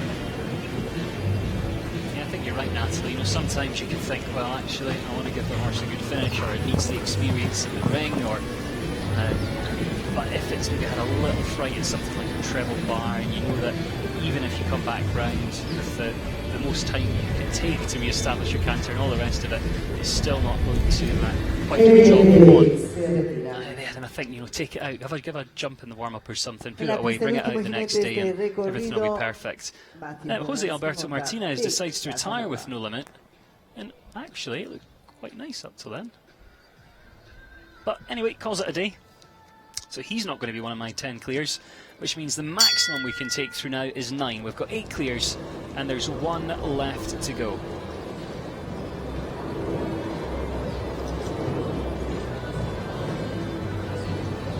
This is Big Casanova. Matt Williams rides, 10-year-old gelding by Contendro. He's last in round 1, and then we've got 8 going through to that jump off against the clock.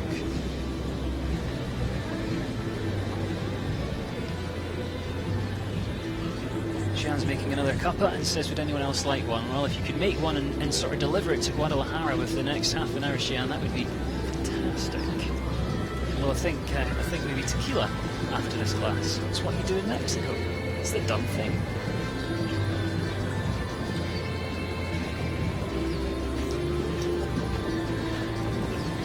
Now, interestingly, Matt Williams, I think from memory, was actually going to start yesterday in the World Cup, and he's decided to win this one today instead. So, fingers crossed we can get through to that jump off, because I know he thinks a lot of this horse.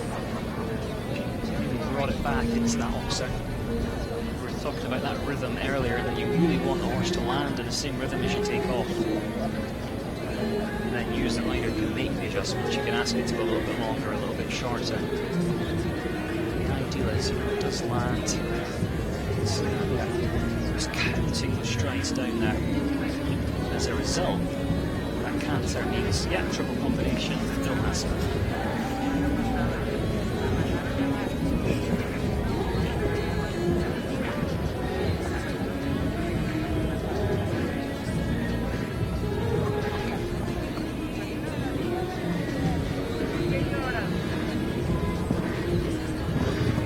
Time. Look at the time.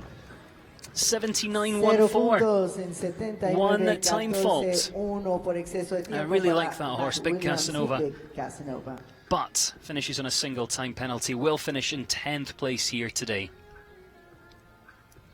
Well, that was the end of the first round. Very strong field here today. There was about 73 combinations coming forward in this first round, and 8 of them answered all the questions and came home within that 77-second time allowed. Lots of people saying about that time fault that Matt Williams had. June Kennedy says, oh no. Someone else saying, did great, oh man, time fault, says Heidi. Yeah, really frustrating for him actually. I'd love to see him go through.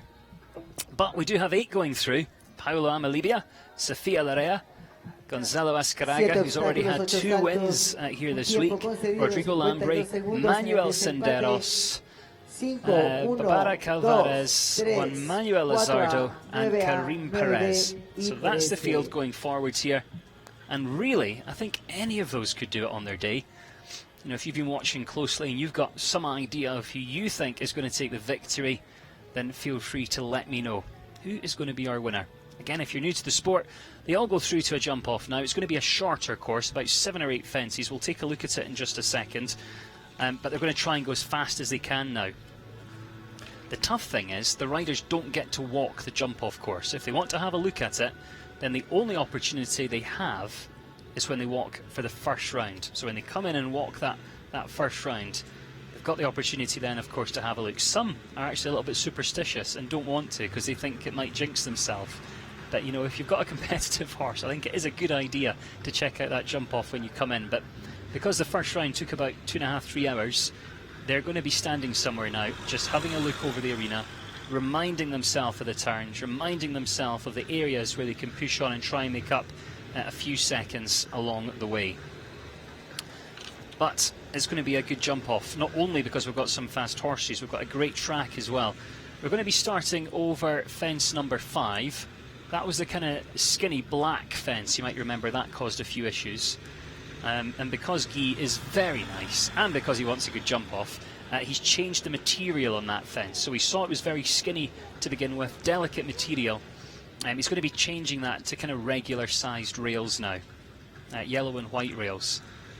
So that's going to be their first fence. Now from there they're going to be rolling back to fence number 1. We're testing your memory now to see if you can remember all these fences. So we start over that skinny at fence number 5. From there we're going to be turning left-handed back round towards fence number 1.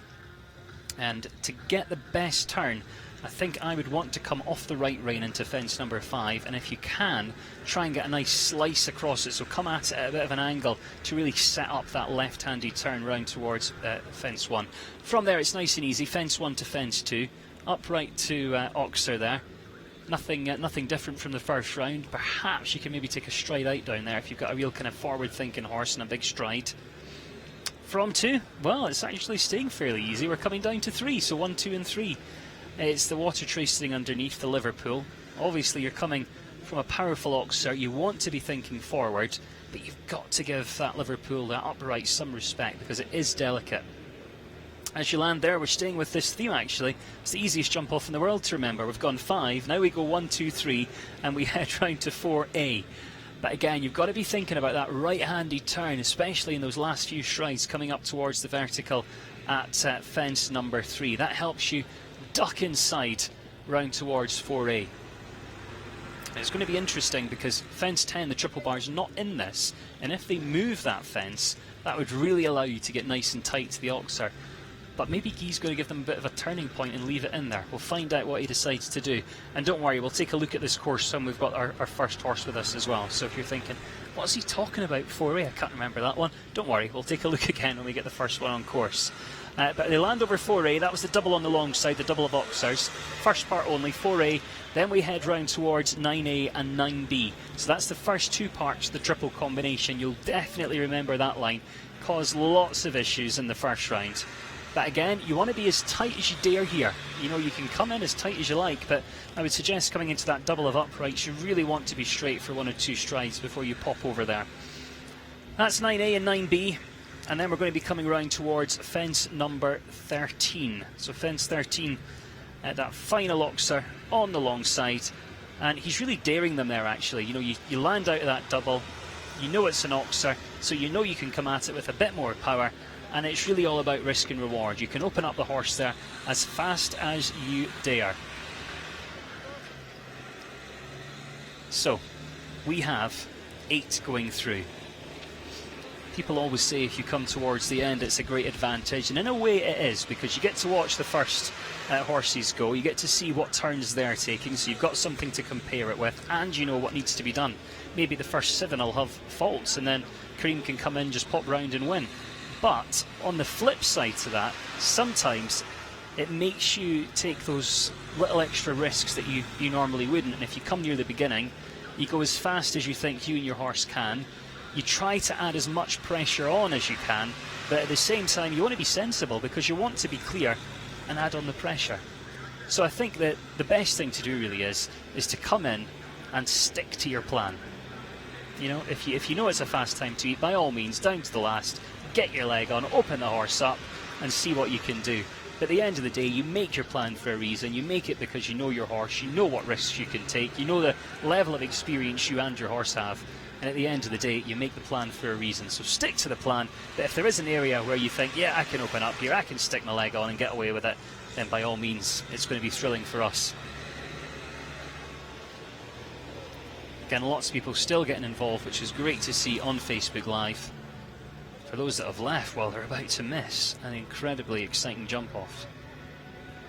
But again, if you are watching, feel free to get involved, feel free to leave any comments where you're watching, all the rest of it. Most of you have already done that actually, but you know, any comments about these riders, any questions you want to ask about the sport or the venue, the World Cup Tour, which is very much continuing, 3 qualifiers left. I go to Wellington next week. I do actually do the ring commentary there. And then I'm back on TV commentary and live stream as well, actually, in Lyon in 2 weeks. So make sure you get that in your diary. Come and join us again. It'd be great to chat with you all when I head to Lyon, which is not next week, but the week after. So back to Mexico for that one. And then the final World Cup leg on the North American League takes us to Live Oak down in Ocala. And that's set in March. And then, of course, World Cup finals. They're coming to Vegas in April. But this is the final day of competition here in Guadalajara. It's been a 2-week tour for them here. I arrived in on Tuesday night, I think it was, or Wednesday. Wednesday I arrived here, and it's always one of my favourite venues because everyone is so friendly. It's walking distance from the hotel, the restaurants are great, and they're all so competitive. They're all so hungry for a win. But on the flip side, they're also really supportive of each other. You'll hear them cheering for all the riders once this jump-off gets underway. The grandstands were packed yesterday, hospitality was packed for the World Cup, and today it's nice to see, you know, lots of families coming down to enjoy this sport. It's a sport that's growing continually here in Mexico. There's those apartments, we talked about them earlier as well. This is a sort of country club where this equestrian venue is. So they've got, you know, big tennis courts, football courts, there's a huge big, or football fields I should say. They've got a big golf course as well here. And this is just, you know, part of the facilities, this equestrian arena that was used for the Pan American Games a few years ago. But then they've got those apartments that just happen to look onto it. So if you like horses, they're getting a great bit of sport to watch over a few days. Otherwise, they're keeping their blinds shut. But lots of riders here for various competitions, because they've got the young horse competitions, they've got the metre 30 division, 35 division, World Cup division as well. But they all hang around, they all support each other. And we are getting ready to see the best 8 of the class, the 8 clears, come back and battle it out against the clock. Really could be anyone. Remember, they are coming back in the same order as they jump clear in the first round. Means Paolo Amalibia will come first with VIP, and that horse has been all over the world. Coming last is one of the younger riders in the jump-off field, Karim Perez Nunez. She's going to be last to go, and she's 19 if I remember correctly. And then in between, I mean, we've got some real fast ones. Juan Manuel Lizardo's in there, Manuel Senderos, Rodrigo Lambre, Gonzalo Azcaraga, who had a joint win yesterday actually in the World Cup with a different horse, one called Fabio. He had an identical time. Only 3 came through to the jump-off in the World Cup yesterday. 2 with the same time, and they shared the win. And Sofia Lorea, actually, she's been on great form as well. Real fast field, could be anyone. Anya says, hello from Denmark. I want to ask, why is there so many competitors when there's only around 40 indoors in Europe, like we see in Amsterdam today? Is there a difference between indoors and outdoors, or Europe and the rest of the world? Well, Anya, there is a little bit of a difference, and also difference in competitions as well. From memory, I think Amsterdam's got their World Cup on today. So in the World Cup yesterday, I think we had 22 in that one. But this is a metre 45 competition, so there's a lot more riders that have the horses, have the ability, have the experience to come in and jump around a metre 45 class compared to the World Cup competitions, which tend to be a little bit more technical. They've got to have two verticals at a metre 60 as well, and you know, they're all trying to qualify for World Cup finals, so we had less than that one. But it's quite usual actually to see some big competitions with big numbers, and that also supports the venue. You know, it's still a business at the end of the day, although it's a sport. They need those big competitions to then support the top level. But it's the same at kind of Spruce Meadows. You know, you get some classes that have got 80, 90. I think we had some with over 100 last summer. And then we get to the Grand Prix where you're, you know, looking at 40 or 50. Petra's waiting for the jump off in Belgium. Good to have you with us, Petra.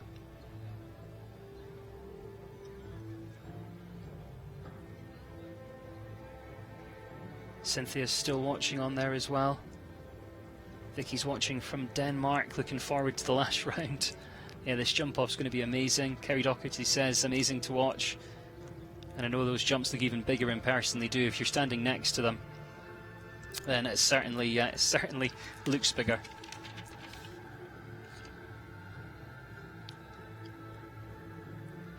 Someone's just asked how many jumps are in the jump off. I think there's 8 efforts, just counting here. 1, 2, 3, 4, 5, 6. Yeah, 8 efforts.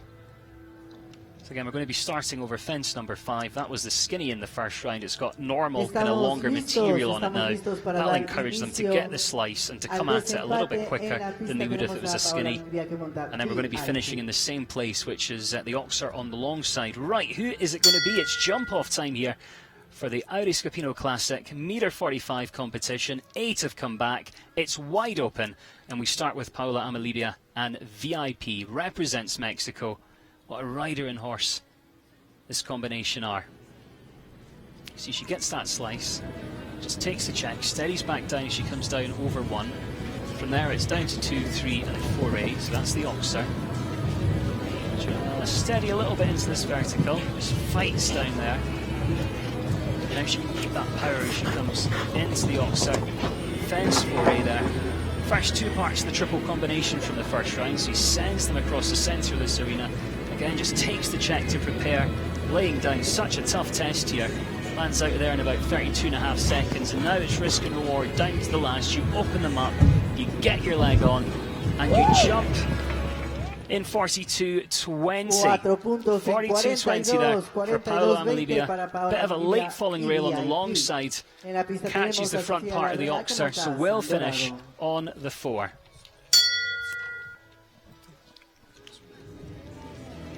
So she finishes on 4, 42.20 there, Paula Amalibia and VIP. And if the Oxer had stayed up, I think that could be a winning time. We'll find out if we get any faster than 42.20. But other than taking up a check here and there, I think she rode that, you know, as fast as we're going to see. Sofia Larea next then, San Dorado, Mexico.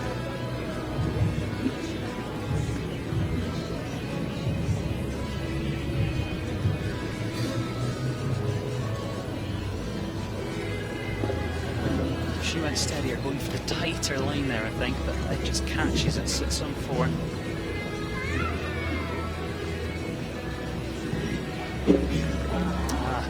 Wheels have come off a little bit now, sits on 8 faults. And that's a shame because this has been a stellar performance in the first round here.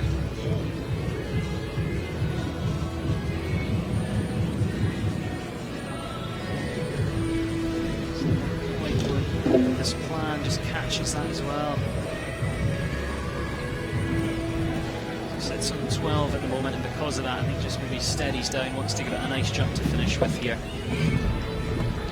But, you know, on their day, they could easily have taken the win here. They've got the talent. And I think, you know, she's thinking about those riders that are coming towards the end and trying to add the pressure on. 48.33.12 for Sofia Larea. Now, what a week this next man has had. Gonzalo Azcárraga, Conluba, won the qualifying class to get into yesterday's World Cup with Fabio, came into the World Cup with Fabio yesterday, came out as a joint winner. He's got 4 very nice horses jumping here this week. Let's see what's going to happen. Is he going to add this one to his list of success this week? No, he's not. He would have been one of my top picks, I have to say, in this jump off. He's a naturally fast type of a horse. He's got plenty of blood in there. It's a nice cut across. But the best we've seen is still Paola. She had the 4 faults, 42.20. She could win on 4 faults.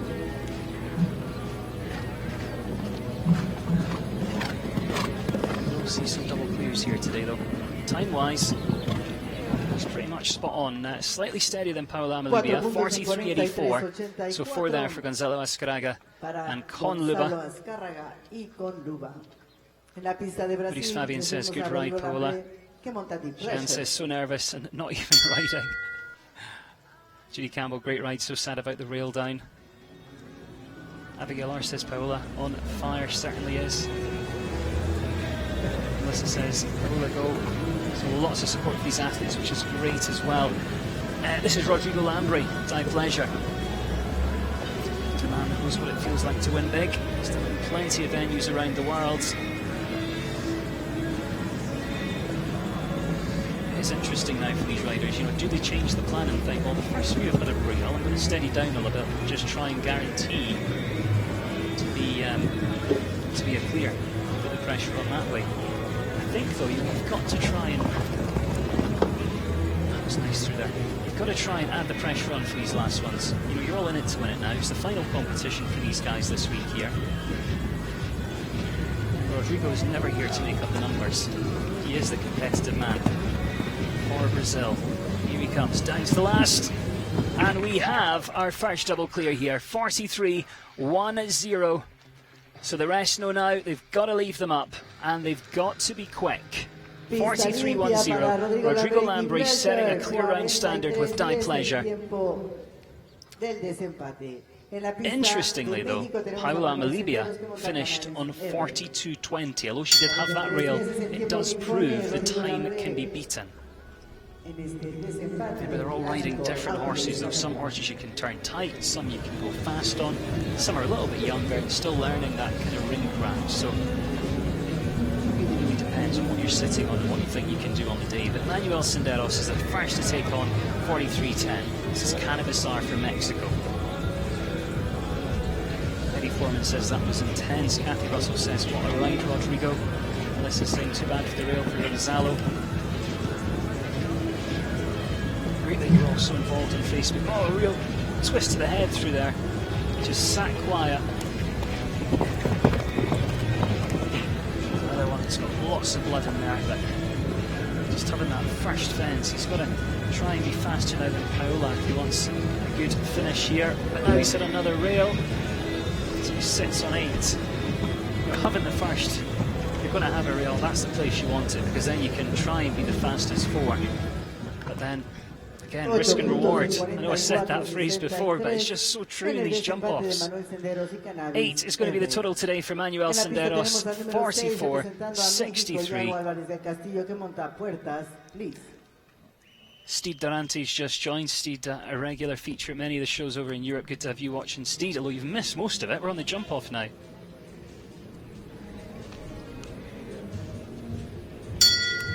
Not many left to come now. Has Rodrigo Lambri done enough? Iago Alvarez, Del Castillo, Porteous Liz. 2 to come after him.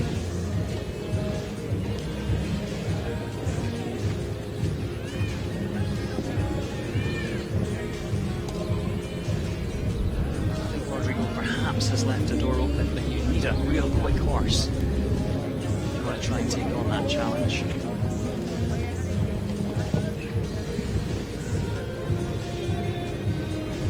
Has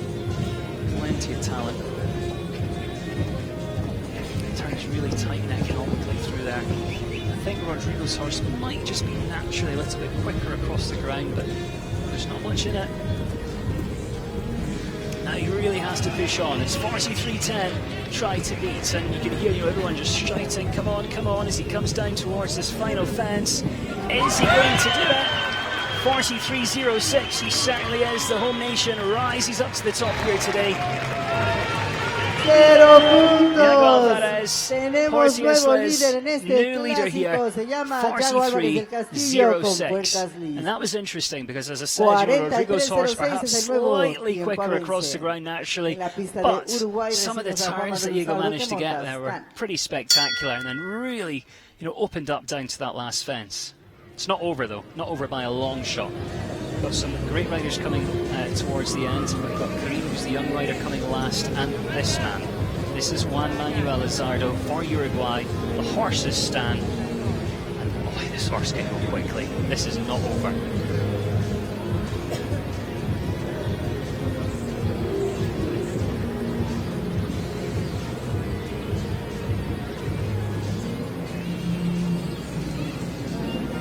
Juan Manuel had a bit of a back injury recently. He's just coming back himself. Still, this horse, he just knows it really well. He had to take a bit of a check through there. He's lost his stirrup, but he's trying to get it. He's got it back as he comes round the corner.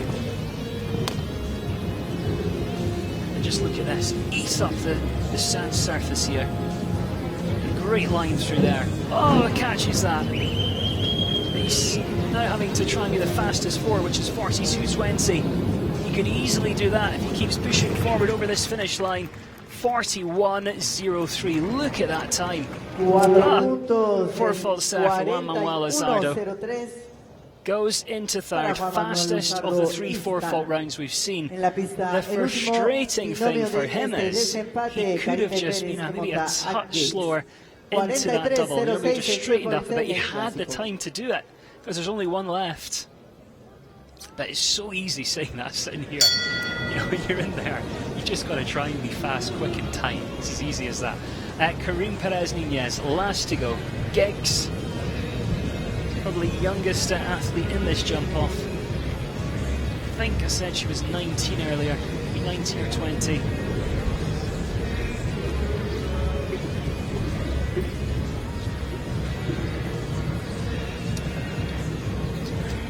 Who's it going to be? We know it's going to be a win for Mexico. If she just stays clear, she's guaranteed to finish top 3. Now turn can you tight here. Already heard a go on coming from the warm-up. A few whistles from hospitality as well.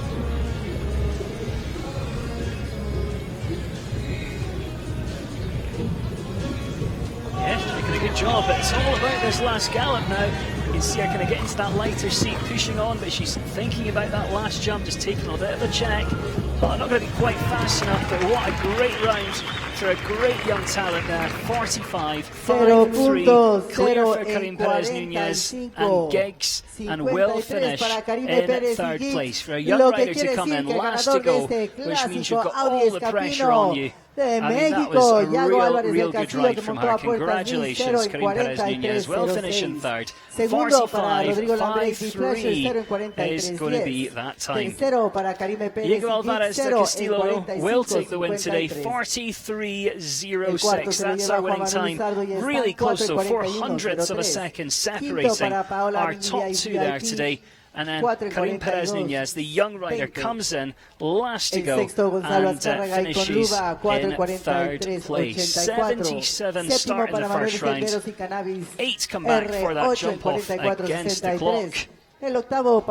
And then we end up with 3 double clears. It was always going to be an exciting jump off. It certainly didn't disappoint. Presentation coming up as well. But once again, a huge thank you to everybody who's been joining in the conversation, who's been watching online as well. It's been great that you've kept me company through this competition. I hope you've enjoyed it. And don't forget, there's plenty more action still to enjoy as the tour continues over here. World Cup-wise, we head to Wellington. I fly there tomorrow. I'll be doing the ring announcing there. And then I'm back. I'll be with you on the line from the USA. Jeff.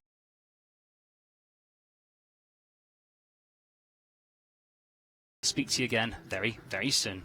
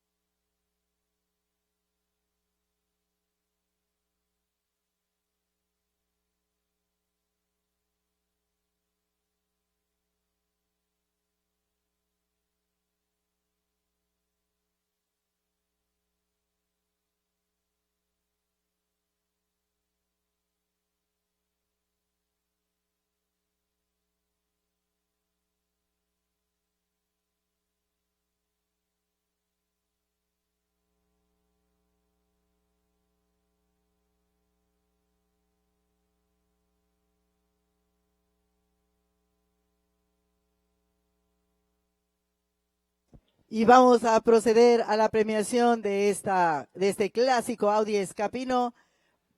Con el 10º lugar se lo lleva a Australia Matthew Williams, que montó a Big Casanova.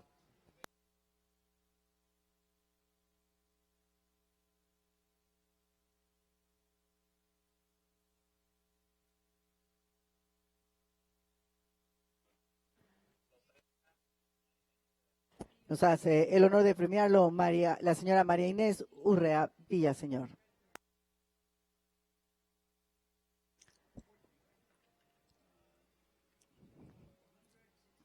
El 9º lugar de México, Sergio Nieto del Río, que montó a Google.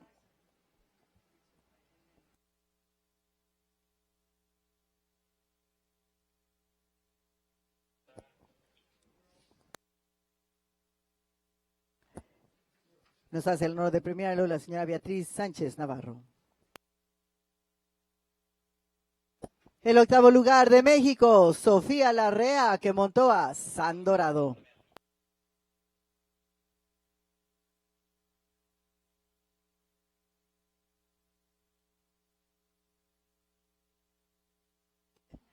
Séptimo lugar de México, Manuel Senderos, que montó a Cannabis R. El licenciado Rodrigo Lazo nos hace el honor de premiar este 7º lugar. El 6º lugar de México, Gonzalo Azcárraga, que montó a Conluva. Recibe su felicitación de parte de Carlos Álvarez del Castillo. 5º lugar de México, Paola Amilivia, que montó a VIP.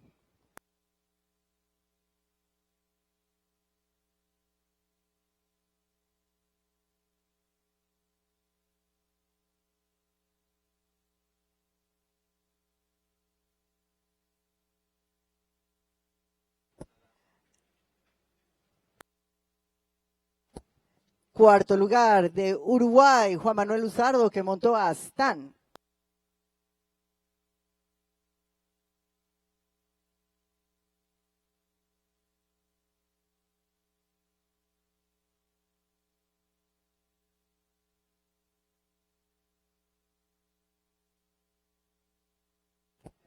Recibe su felicitación de parte de Beatriz Sánchez Navarro. Y nos vamos al podium. El 3er lugar de México, Karime Pérez Núñez, que montó a Geeks. recibe su felicitación de parte del licenciado Rodrigo Lazo y le vamos a pedir al caballerango de Geek se acerque para que Karime pase al podium de ganadores. El segundo lugar se lo lleva Brasil, lo representa Rodrigo Lambre, que montó a The Pleasure. Nos hace el favor de premiarlo el señor Mario Oñate.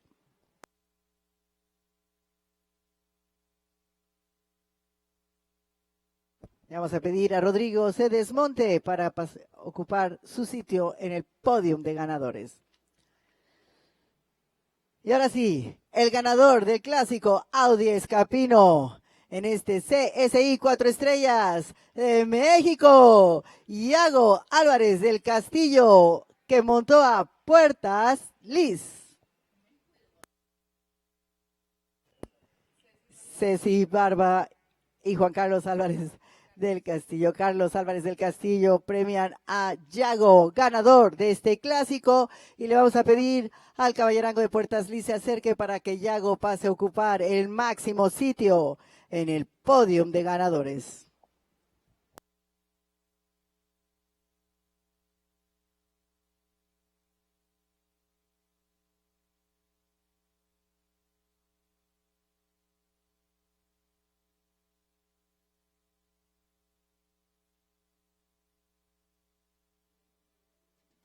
Nuestros ganadores, Yago Álvarez del Castillo, Rodrigo Lambre y Karime Pérez. Y van a recibir sus trofeos que los acreditan como los máximos ganadores de este clásico y reciben maletas y un kit especial de parte de Audi-Scappino. Primero, segundo y tercer lugar del clásico Audi-Scappino.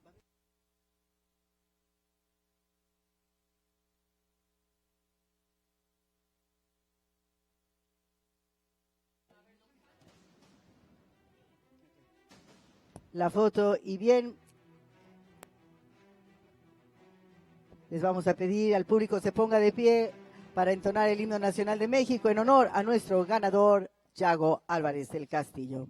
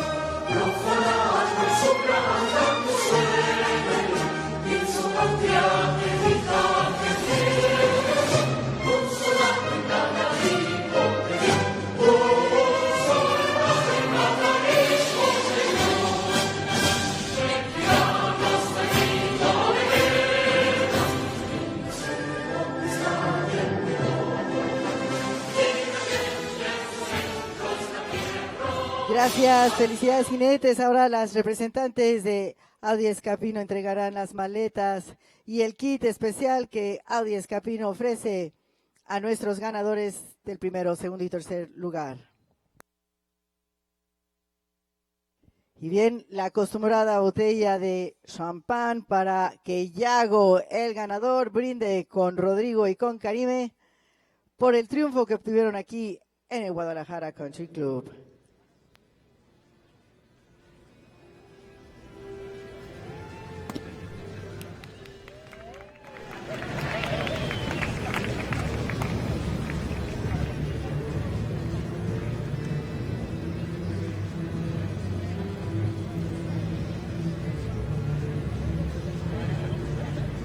Ahora sí, salud, Yago, felicidades, Rodrigo, Karime.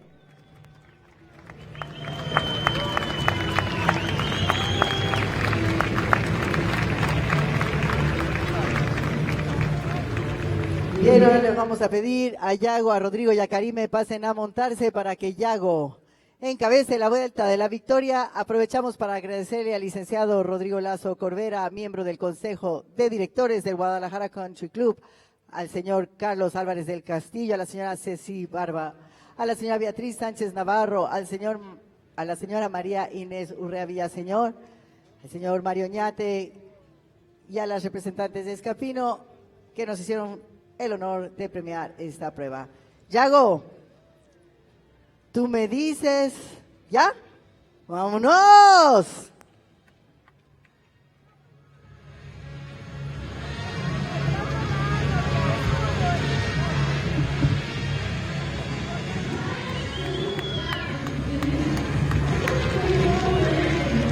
Yago Álvarez del Castillo, ganador del clásico Audi-Scappino. Rodrigo Lambré, Karime Pérez, Juan Manuel Lizardo, Paola Milivia, Gonzalo Azcárraga, Manuel Senderos, Sofía Larrea, Sergio Nieto y Matthew Williams. Y ahora tú, Yago, ven acá, no te vayas, ahí te va. Ven a recibir el reconocimiento y el aplauso del público aquí en el Guadalajara Country Club, ganador de este clásico Audi-Scappino, Yago Álvarez del Castillo.